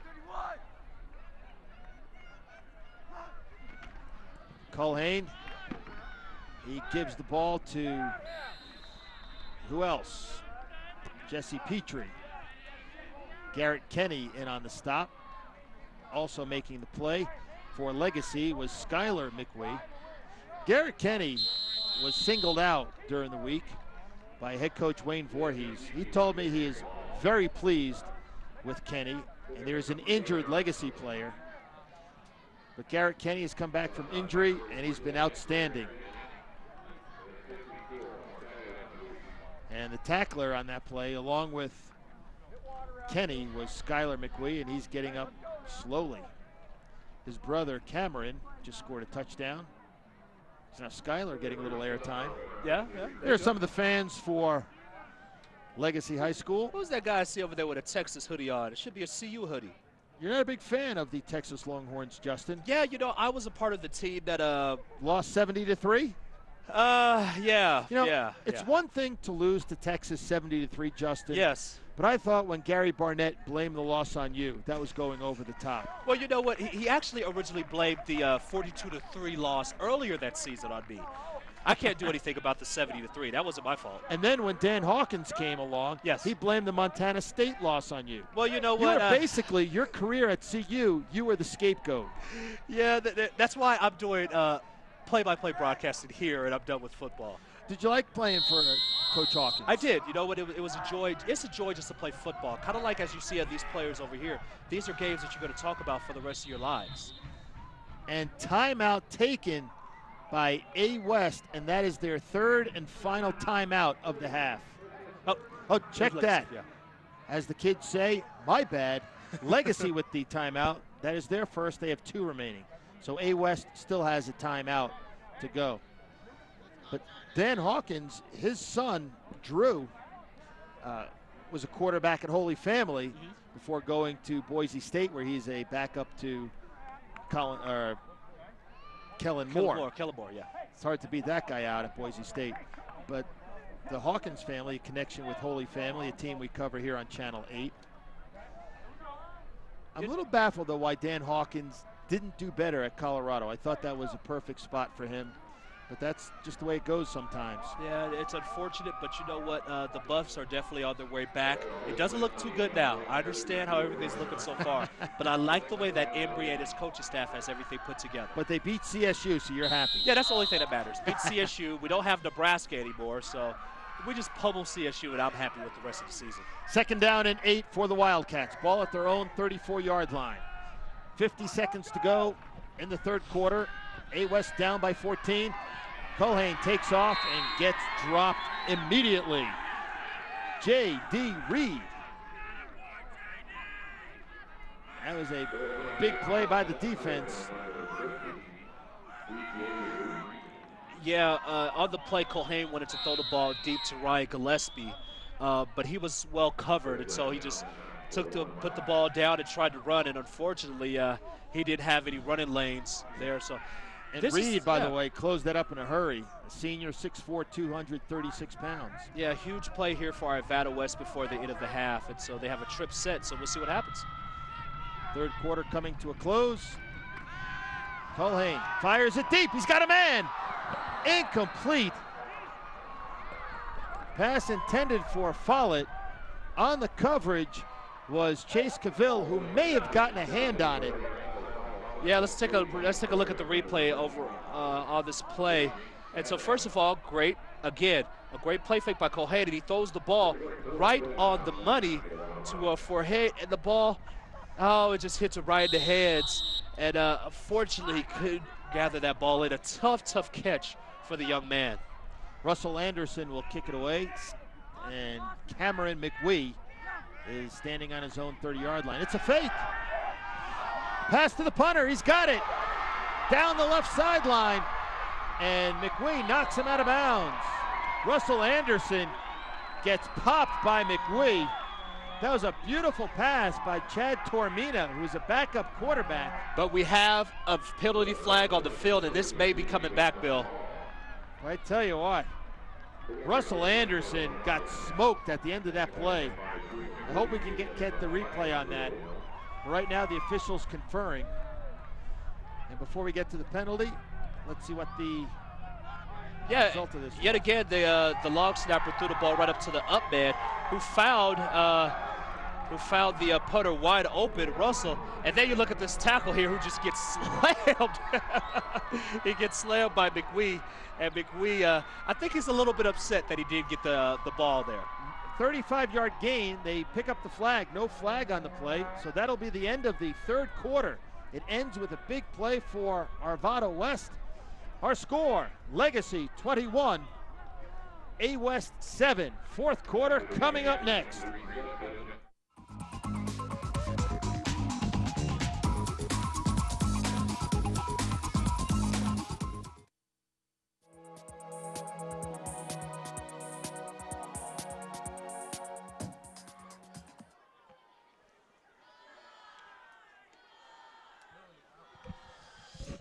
First and 10 as we start the fourth quarter. 21-7 Legacy, but A West, after the fake punt, they are in business. 33-yard line of Legacy. And Justin, when you're 0-7, you have to go to your bag of tricks sometimes. You know what? It was funny. We talked to Coach Coons earlier before the game. He said he didn't have any tricks in his any trick plays in his bag. So interesting call, and I loved the call. He tricked us. Yeah. Little option. Bad pitch, and Petrie covers it up, but that's a big loss of 9 yards. It'll bring up second down and 19 at the 42-yard line.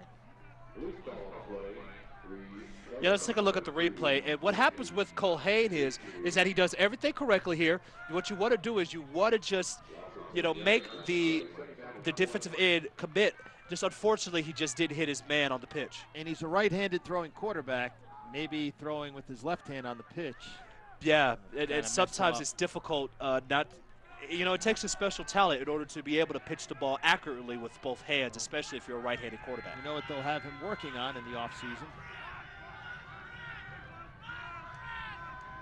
From shotgun, Culhane. Downfield, he's got a man over the top of Peter Erickson. Erickson, 5'10", jumped as high as he could, but it was overthrown. If Peter Erickson was 6 foot, that would be a first down. Unfortunately, he just threw the ball a little bit too high, Culhane, over the head of Erickson. Culhane, 5 of 11, 80 yards and a touchdown on the night. So 3rd and 20 at the 43-yard line. And Bill, for me, even though it's 11 minutes left in the game, I would say this is 2-down territory. You don't know how many times for Arvada West you're going to get the ball on the plus side of the field against Legacy. Down the middle, it is incomplete. And the pass was intended for Ryan Gillespie, covered by Bublitz, and now it's 4th down. I think you have to punt, though, Justin. You have to punt, but I'm shocked on this last play. If we could show a replay, that this wasn't a pass interference penalty that was called. It looked like clearly that number 39, Ryan Gillespie, was tapped somewhat before the pass. They're going to go for it. 4th and 20. So head coach Casey Coons rolling the dice, and the left tackle moved, or left tight end. So somebody jumped, and that'll push him back 5. I still think you have to punt, and they will bring out the punting unit now. But if you can pin Legacy deep, then maybe you have a chance to get the ball back in good position if you hold them on 3 downs. So Anderson will punt. McWee is deep. McWee is at his own 24-yard line. I'm sure Legacy looking for a fake, not this time. Anderson gets it away. Kicking away from McWee, and he gets a good roll. Ball will settle at the 11-yard line, and that's where Legacy will take over with 10:50 to go in the ball game and a 14-point lead for the Lightning. 37-yard punt by Anderson.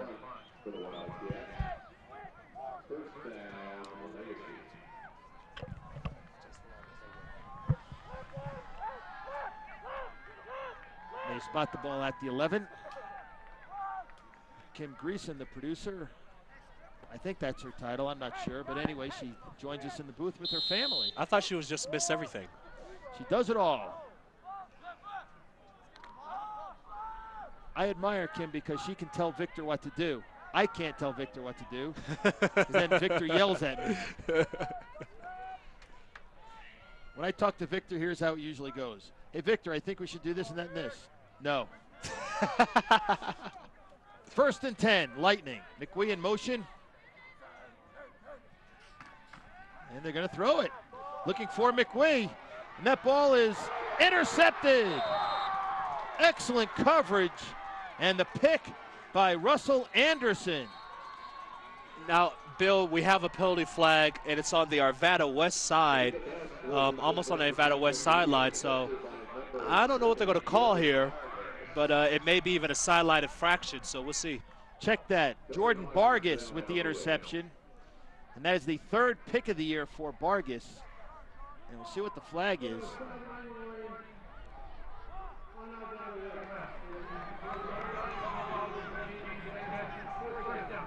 So just a warning, telling the guys stay back, but they're excited.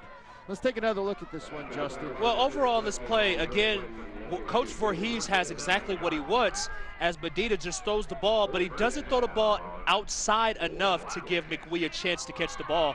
And just a great defensive play there by number 20, Jordan Bargas, with a great interception there. And an important game. Now the momentum is on Arvada West side. And this is a huge, huge turnover with about 10:30 left to go in the game. First turnover of the game. And the pass is incomplete, intended for a Follett. So that'll bring up 2nd down and 10 at the 47-yard line of Legacy. So it's one thing to get the turnover, now they have to capitalize. It's the first turnover of the game. And Coach Wayne Voorhees of Legacy, he has told us that the 4th quarter, for whatever reason, has been a problem quarter for his team all season long. And they haven't turned over the ball all day. They go into the first play of the 4th quarter. What happens? Legacy turns over the ball. Culhane, little screen pass to Petrie. Petrie gets taken down after a 3-yard gain. Good read and tackle by Jake Bublitz, the junior linebacker. And Bill, I like the call there to give the ball to Petrie on the screen as Legacy was on the blitz. And the screen was actually thrown right into the blitz. Only thing was that the ball again was just too far outside to where the lineman for Arvada West could catch up with Petrie and get in front of him for the block. And A West needs to pick up the pace a little bit. Clock is moving as we are at 10 minutes. 3rd and a long 7. Ball at the Legacy 44-yard line.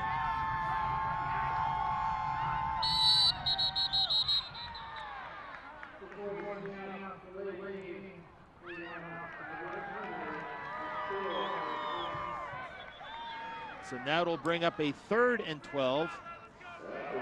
And again, I mentioned they have to pick up the pace. You can't be taking delay of game penalties. There's your buddy in the Texas Longhorn sweater, Justin. Somebody get him out the stands. It's Colorado, for goodness sake. Hook 'em horns. I hate Texas too, by the way. Culhane being rushed. And a big loss on the play. Good heavens. He goes down. That's a 24-yard loss.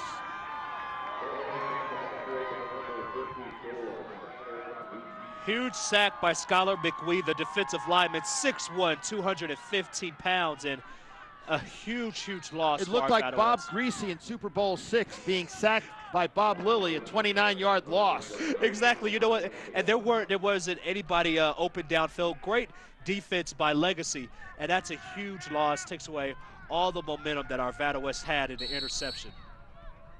And a penalty. And the back judge called this about 45 yards from the line of scrimmage.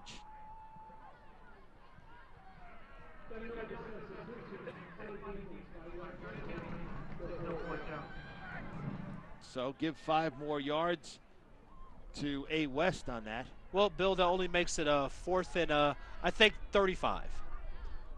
4th and 28, they're going to call it. Oh, it's still possible. Every offensive coordinator has a 28-yard play. Or as they say, 4th and a long cab ride. Now punting will be Alex Hubbard, and they've taken away the penalty, so it'll be still a 28-yard 4th down. Hubbard has done those rollout kicks tonight. Gets it away. McWee the fair catch. He fumbles and pounces on it. So Cam there putting a scare into his coach. So 8:54 to go in the 4th quarter. 32-yard punt. And Legacy will take over on their own 35-yard line. And I expect Legacy on this drive to run a lot of counters, to give a huge dose just of the running combo, overall to their running back, Randall. And so that's what we should see. I will be shocked if I see a passing play by Legacy. Did you see the helmet of right guard Logan Lyons? I did. A lot of the paint coming off that helmet. Here's Bublitz. Running over a tackler for 4 yards. Brought down by Ian Kinnear, the senior. 2nd down and 6. Were you a little surprised the previous possession that they went to the air, Legacy? Since they were so deep in their territory, I was surprised. But when I saw the man-on-man coverage, I wasn't surprised, because you want to get the ball to your best athlete, which is McWee. But again, you know what? Apples and oranges. You got the ball back. Now it's just time to run the clock out. Bublitz, maybe a yard before he's finally pushed back. We'll give the credit to the entire defensive front of the Wildcats. As we approach 8 minutes to go, this a huge 3rd down play for the defense. Yeah, one of the things that Coach Voorhees likes to do is he likes to have a play fake on 3rd down and a rollout of some kind for his quarterback, Medina. So I wouldn't be shocked if I see something like that here, and kind of a passive play to either, McWee or to his tight end. Medina over the middle to the tight end, 1st down. Good call, Justin. And Patrick Funky Cold Medina put it right on target to his big tight end. And a 1st down catch by Aaron Edwards. Yeah, just a drop back pass. We call this a pop pass, which means that the tight end, he just takes pretty much just a 5-yard in, and he just goes 5 yards, gets to the 1st down markers, it turns around, and what a great pass by Medina, getting it to the big man, Aaron Edwards, the tight end, 6 foot, 205 pounds. That was right on the numbers. And Justin, a number you approve of, 81. Well, that's why he's a pretty good tight end. I think what you wear, 81, what I wear kind of rubs off on him. It's all in the number. 1st and 10, Lightning. Bublitz, both hands on the ball, gets a healthy 4-yard gain before he's brought down. And the offensive line now doing a pretty good job, as Jeff Charlo, that time with a good surge up front. 2nd down and 6. Almost an unfortunate position for Coach Coons. And again, look at that helmet. I know you like the Golden Dome for Notre Dame, Bill, but I don't think Brian Kelly at Notre Dame would approve of that much paint being knocked off the helmet. Logan Lyons' helmet is a mess. Ball just inside A West territory. Clock continues to roll. 2nd and 6. Bublitz, good tackle at the 50-yard line. He's brought down by Nick Bayette. And a flag on the play. And maybe tempers in the backfield.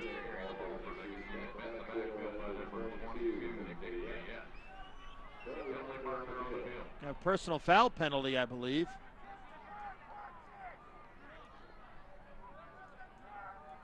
Referee Dave Bowen.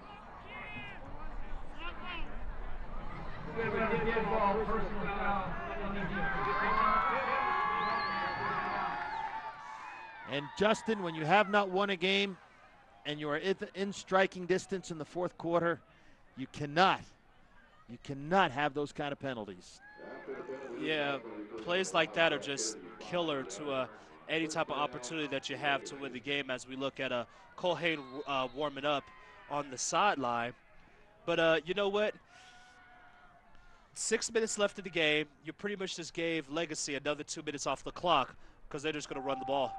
Bublitz off right tackle, gets 5 yards. Down to the 30-yard line of A West. Second down and 5. And as you mentioned, Justin, the clock now an ally for the Lightning. And the biggest thing here, whatever you run it, we call it the 4-minute offense. And the biggest thing that you want to do is you want to get at least 3 first downs, and you want to just slowly but surely milk the rest of this clock down and just win the game. You don't want to give the ball back to Arvada West. Only way you give the ball back is on a score. Bublitz cuts it inside and gets good yardage. Looked like he was stymied for a minute, but he ends up getting 3 yards. That'll bring up a third down and about 3. Vargas made the stop.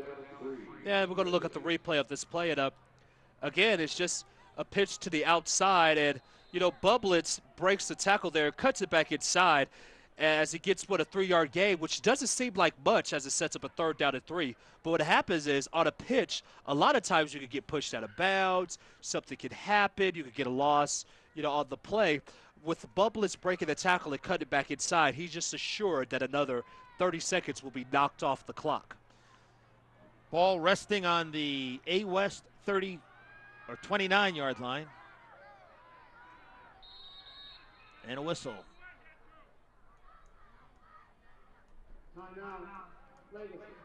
So Legacy takes a timeout. They have 1 remaining. So with 4:22 to go, it'll be tough for A West to come back now. They don't have a high-powered offense, even though we did see a big strike in the first quarter. It's got to be frustrating. They've been in this ball game, but mistakes in the second half, and they haven't been able to mount much of an attack. Yeah, and looking at their schedule, you look at the all last these games, have been blowouts. The last 5 games, they have been blown out. And the first game they were blown out, so 6 of their 7 losses really haven't been too competitive. Yeah, this is going to be their closest game since Rocky Mountain, which was the second game of the season. And there's some good teams, like Pomona's a good team. Cherry Creek is a good team. Longmont we're going to see against Broomfield.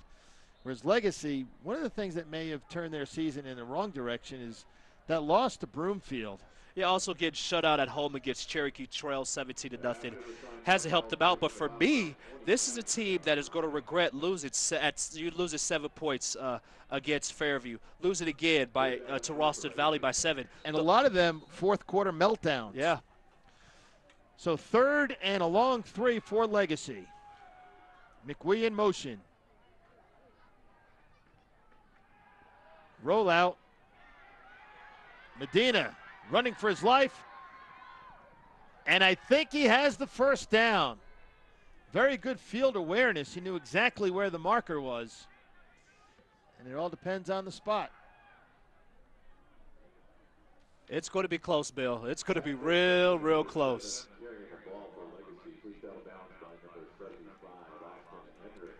And it's going to be 4th down, actually. They give it a yard short. I thought he had it. Again, we are, 90 yards away. Yeah, roughly. Field is 53 yards wide. I'd say maybe even 100 yards away. Still a good vantage point we have here at this beautiful facility. Bublitz has the first down and more.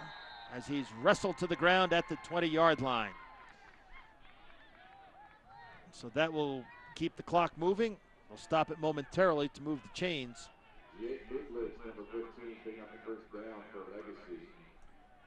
But Bublitz at 6'1", 218 pounds. Good speed, hard to bring down. And if you notice, the ball security, Justin, 2 arms around that ball most of the time by Bublitz. And again, Coach Voorhees talked about it in the fourth quarter of how turnovers have really hurt this team. So I'm not surprised that you put in the bigger back at Bublitz and you have 2 hands on the ball just to secure the football. And here's the give off the left side to Randall. And he gets taken down at the 10-yard line, close to a first down. On the stop is Bayette. And it looks like the defense of A West a little bit fatigued. Yeah, you know what? Jake Bublitz was pretty much the power, and then you bring in the speed with Randall, who, with a great block on the outside by the tackle, is going to drag his man 10 yards. And again, Arvada West is trying to strip the ball, trying to punch the ball out, do whatever they can. And you know what? Anytime that you don't secure the man before you try to strip the ball, you're going to get dragged for a couple of extra yards. And again, Randall up the middle. Runs into a mass of humanity after a pickup of about 3, maybe 4 yards. It was first and goal from the 10, so they did get a first down. That'll bring up second and goal.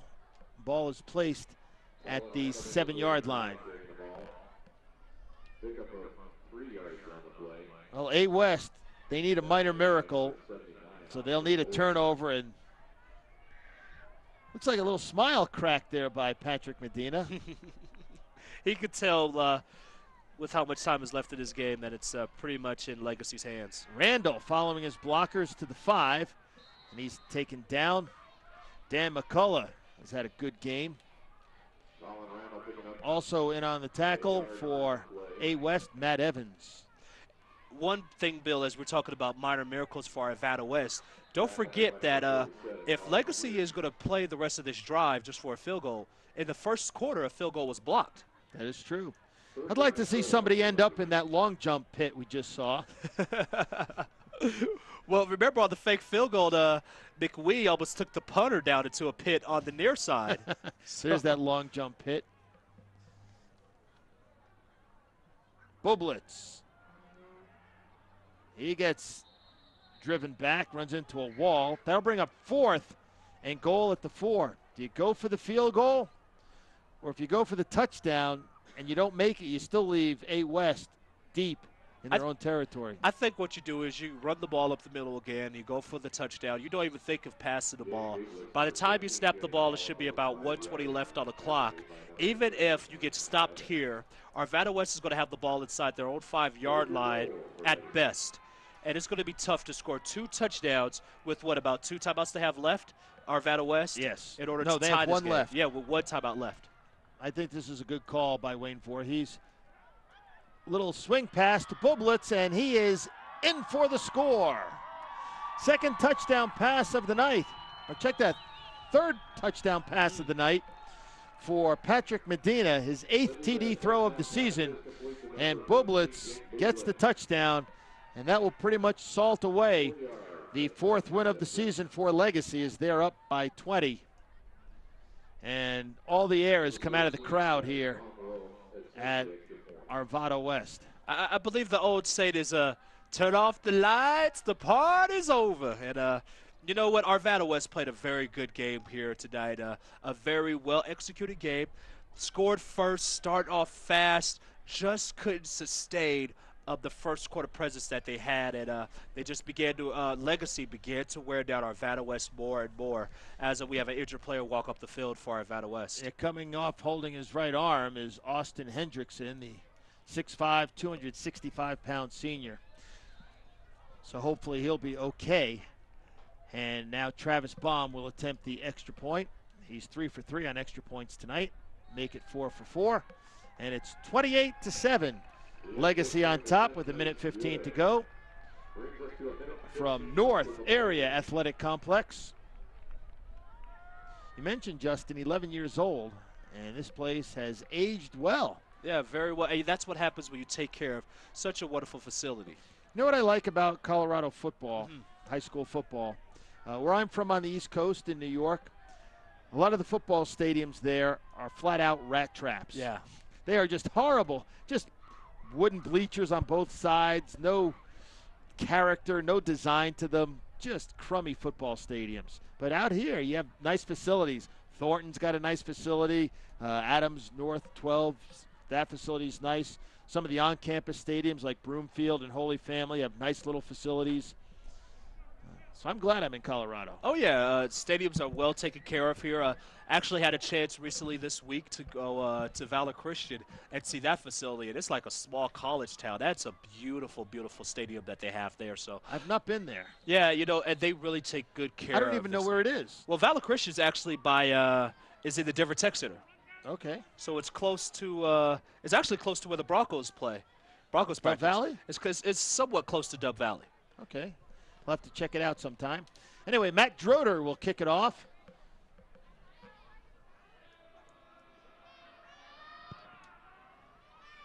And the ball will go out of bounds. So they'll start at the 30-yard line.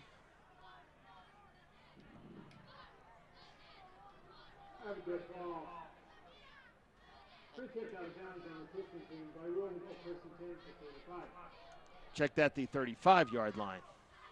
That's the second time tonight we've seen a ball kicked out of bounds, once by the Wildcats and now by the Lightning.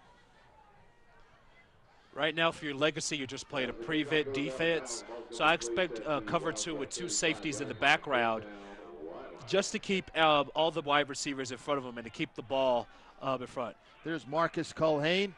He's had his ups and downs tonight, but you can see the talent. Just a sophomore, I think A. West will be on the rebound next year with this young man at the helm. Quick out pattern complete to the tight end, and it's a 5-yard gain to Kiefer Roweeder. He caught the touchdown pass in the first quarter. Culhane pass is complete to number 85. Clock continues to move. Tackle made by number 12. Trent Johnson. Second down and 5. And pass incomplete. Intended for the wide receiver Ryan Gillespie.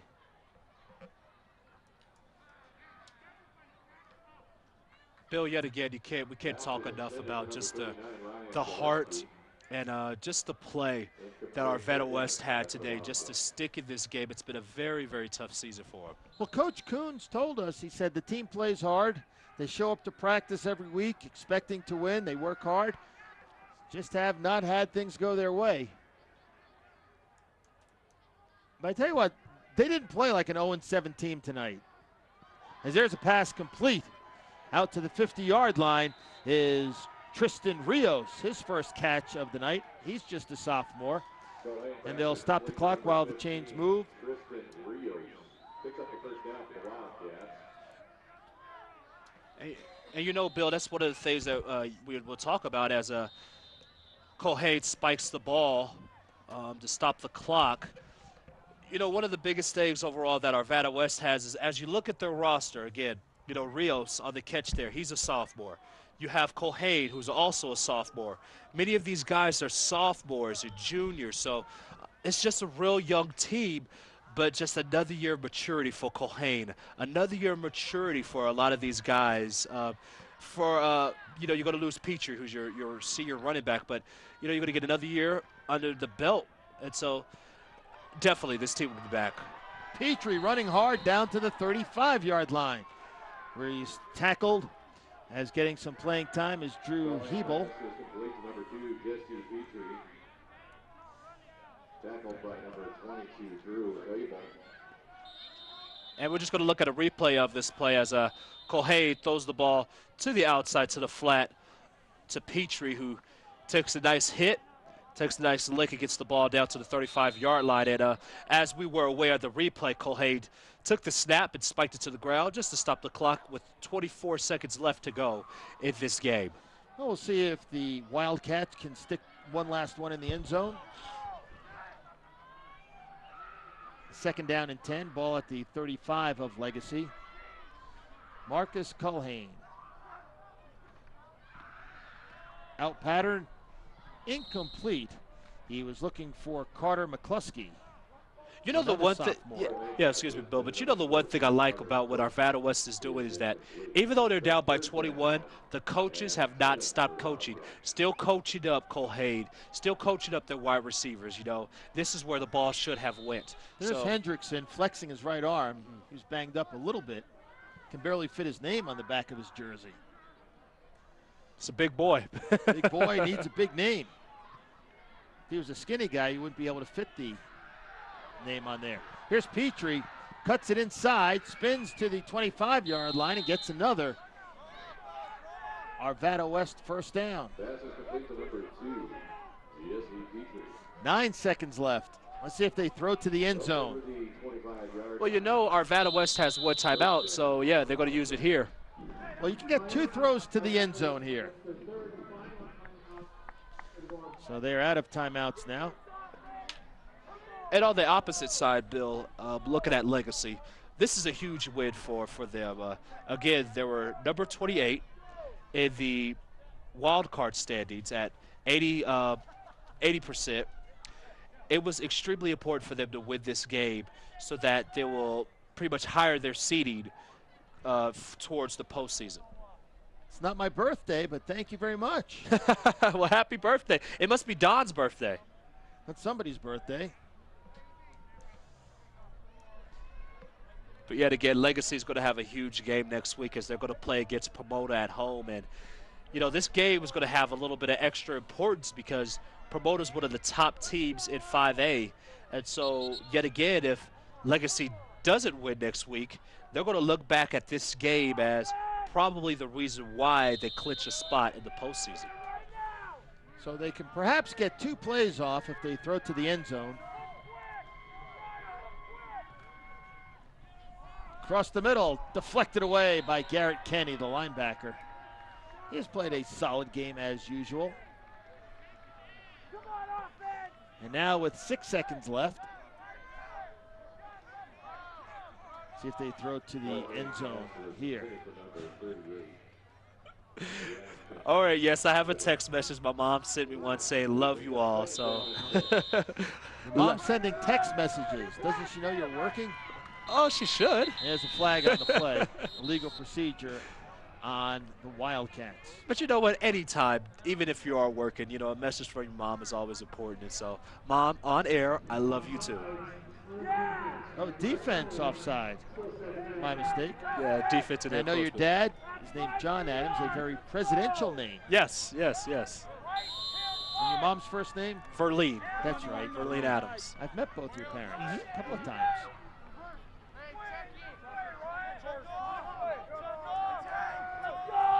So here we go.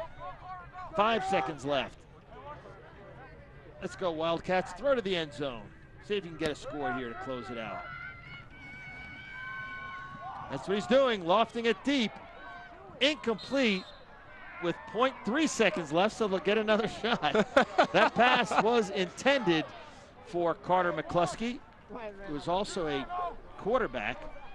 They put him out as a wide receiver. Yes, McCluskey is another guy for Arvada West who's just a sophomore. Many of these guys are very young who are playing right now for Arvada West. So. And Coach Coons is rebuilding. He'll get this program back to where it has been in the past. Right now, this team learning some tough lessons.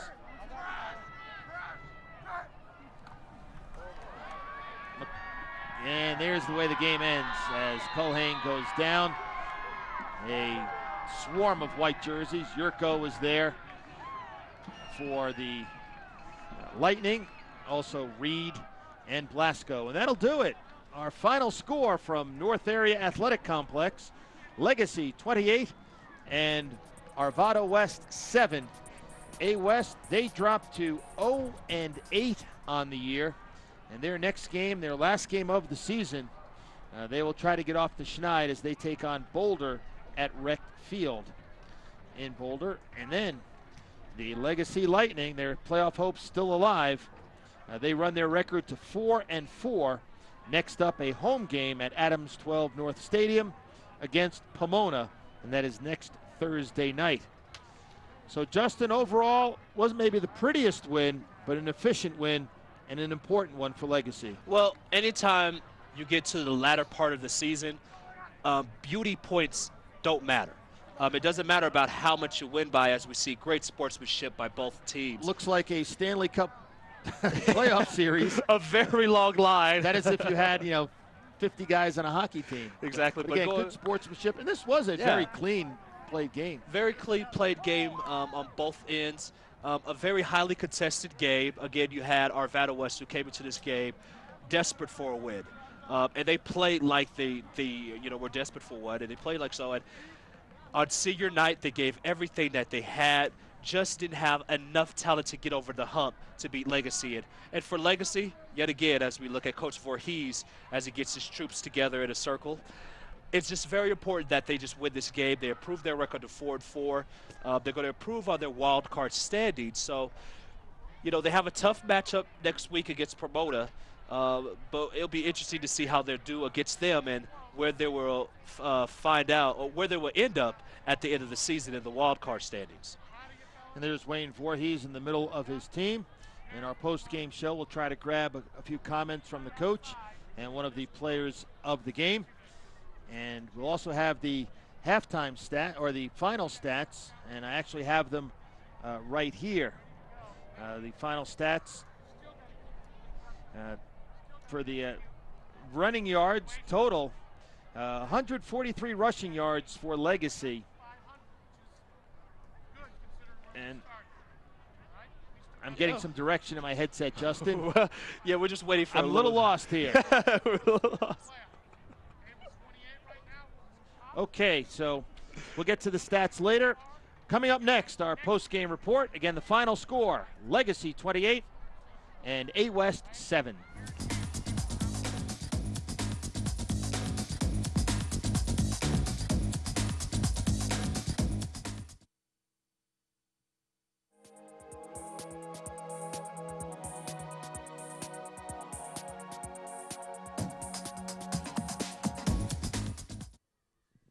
And our final score tonight, Legacy 28 and A West 7. Right now, victorious head coach Wayne Voorhees of the Lightning.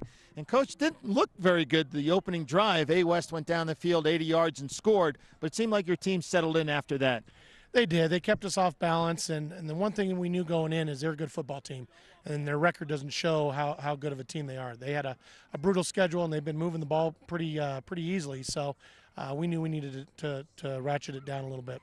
What were you most pleased with tonight besides the win? Well, I think our kids fought hard, and they really worked hard, and that's what it came down to for us. We talked about running the ball and establishing the running game, and I think we did that. Your defense really clamped down after that opening drive. Who are one of the two players that you felt really led the defense tonight? Probably number 15, Jake Bublitz, and Austin Yurko, our defensive lineman. So now you're 4-4, an opportunity to make the playoffs. How do you feel about your chances going forward? We feel pretty good. We got Pomona next week, and we need to get over them, and we can have a great seed. But we'll see how next week goes. We're looking forward to the opportunity. In a moment, we're going to talk to your quarterback, Patrick Medina.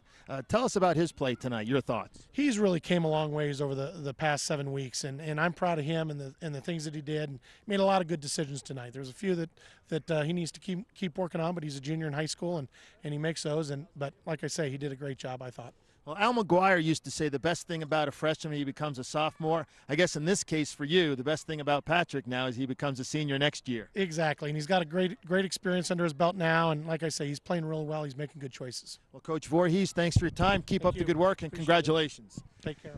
That's Coach Wayne Voorhees, and right now we welcome in Patrick Medina. Nice job, Patrick. Thank you, sir. 3 touchdown passes tonight. A West got off to a pretty good start, but it didn't look like your team panicked at all. Oh, no, sir. We just needed to do our jobs, and even though we were down 7-0, we just went out and did our jobs and turned the ball game around.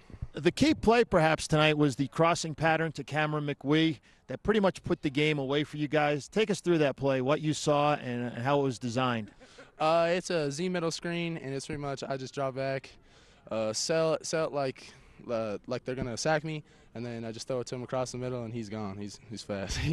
he's really gone. I wish I had that speed. Coach Voorhees told me during the week that one of the problems with the team has been consistency. Sometimes you play really good. Sometimes you have spurts where you don't play so good. How much better can you guys be coming down the stretch? Have you played your best football yet? Oh, man, it's the sky's the limit, man. We could do some amazing things if we all just go out and do our jobs. And there's some plays where you can see it, and there's some that we do not. But if we all go out, I don't know. Sky's the limit. So, what do you enjoy most about playing quarterback for Legacy? I like the team, man. I like kind of fit in the leader role, but I'm still a junior. But I just like the team. I think the chemistry we all have. Would you like to throw the ball more? Yes. Maybe just a little bit. Yeah. Every quarterback wants that, just like every wide receiver comes back to the huddle and says, I'm open, right? Yes, sir. Okay. Patrick Medina, good job tonight. Hey, thank you for your time, and best wishes the rest of the way. That's Patrick Medina. And right now, Justin Adams, who is over there talking as usual, comes back into the picture. I can't talk? Well, you've got a job to do, Justin. Exactly, yeah. But, it wasn't an easy win tonight for Legacy, but they needed a win, and they got it. Well, it's always an important win no matter at what point you are in the season. You would like to have the style points. You'd like to win by 30, 40, 50. The important thing is you won the game. It doesn't matter if it's by 1 point or by 100 points. As long as you're on the plus side of the victory at the end of the day, that's all that matters. And we talked about turnovers and penalties and all that sort of stuff, but it really came down to the defense of Legacy really turned it on the last 3 quarters. Yeah, Legacy did a great job defensively. Had pretty much of a slip-up in the first quarter, gave up a touchdown on the first drive to Arvada West, but then from there they were stout. They didn't give up another touchdown. First downs for Arvada West came at a premium. So Legacy did a great job defensively shutting down the offense. And A West, I mean, this is an 0-8 team that has played a ferocious schedule. They've had a lot of things go against them. But I was really impressed with the effort they gave. Their sophomore quarterback looked good. They had some decent linemen. This is a team that's better than when you look at paper. Yeah, they're better than, overall than what they look. But, you have young guys like Colheen, who's a sophomore. You have, a couple sophomore wide receivers. They're going to be okay. They're going to be fine. Going towards the future, Coach Coons has a great team ahead of him. It doesn't show it on the record. It may not show it overall. But again, going next year, this is going to be a team to reckon with. I wonder what Roy Halladay thinks of tonight's loss. He went to A West, I think Roy Halladay is more watching the World Series right now, wishing that he was in the World Series. But you know what? He would be proud of an effort like this also. Big congratulations to Coach Coons. Even though it's been a tough year, to see the way that his team didn't give up on this season, and to see how his team didn't give up, it didn't quit overall, that shows a lot about that Coach Coons over there for Arvada West. A lot of coaches, you can't control talent, but you can control how hard your team plays. And one thing I look at in all sports, if a coach is a good coach or not, does his team play hard? And both teams tonight played hard, and we saw a pretty good high school football game. Both teams were desperate. You look at Legacy, they were desperate for a win because they needed this game, pretty much in my opinion, to clinch a playoff seeding going to the 5A playoffs. And again, you look at Arvada West, they just wanted a win. They just needed one desperately. It didn't matter how it came or when it came, and they just came up short. At the end of the box score, it's going to say they lost by 21. But you're going to look back at this game was close at half, 14-7. They went into the third quarter with an opportunity of the ball on the plus side of Legacy. Arvada West had a chance to win this game, only being down by 14. So, they had their shot, had a young quarterback who will learn from this game, and he's going to mature and grow.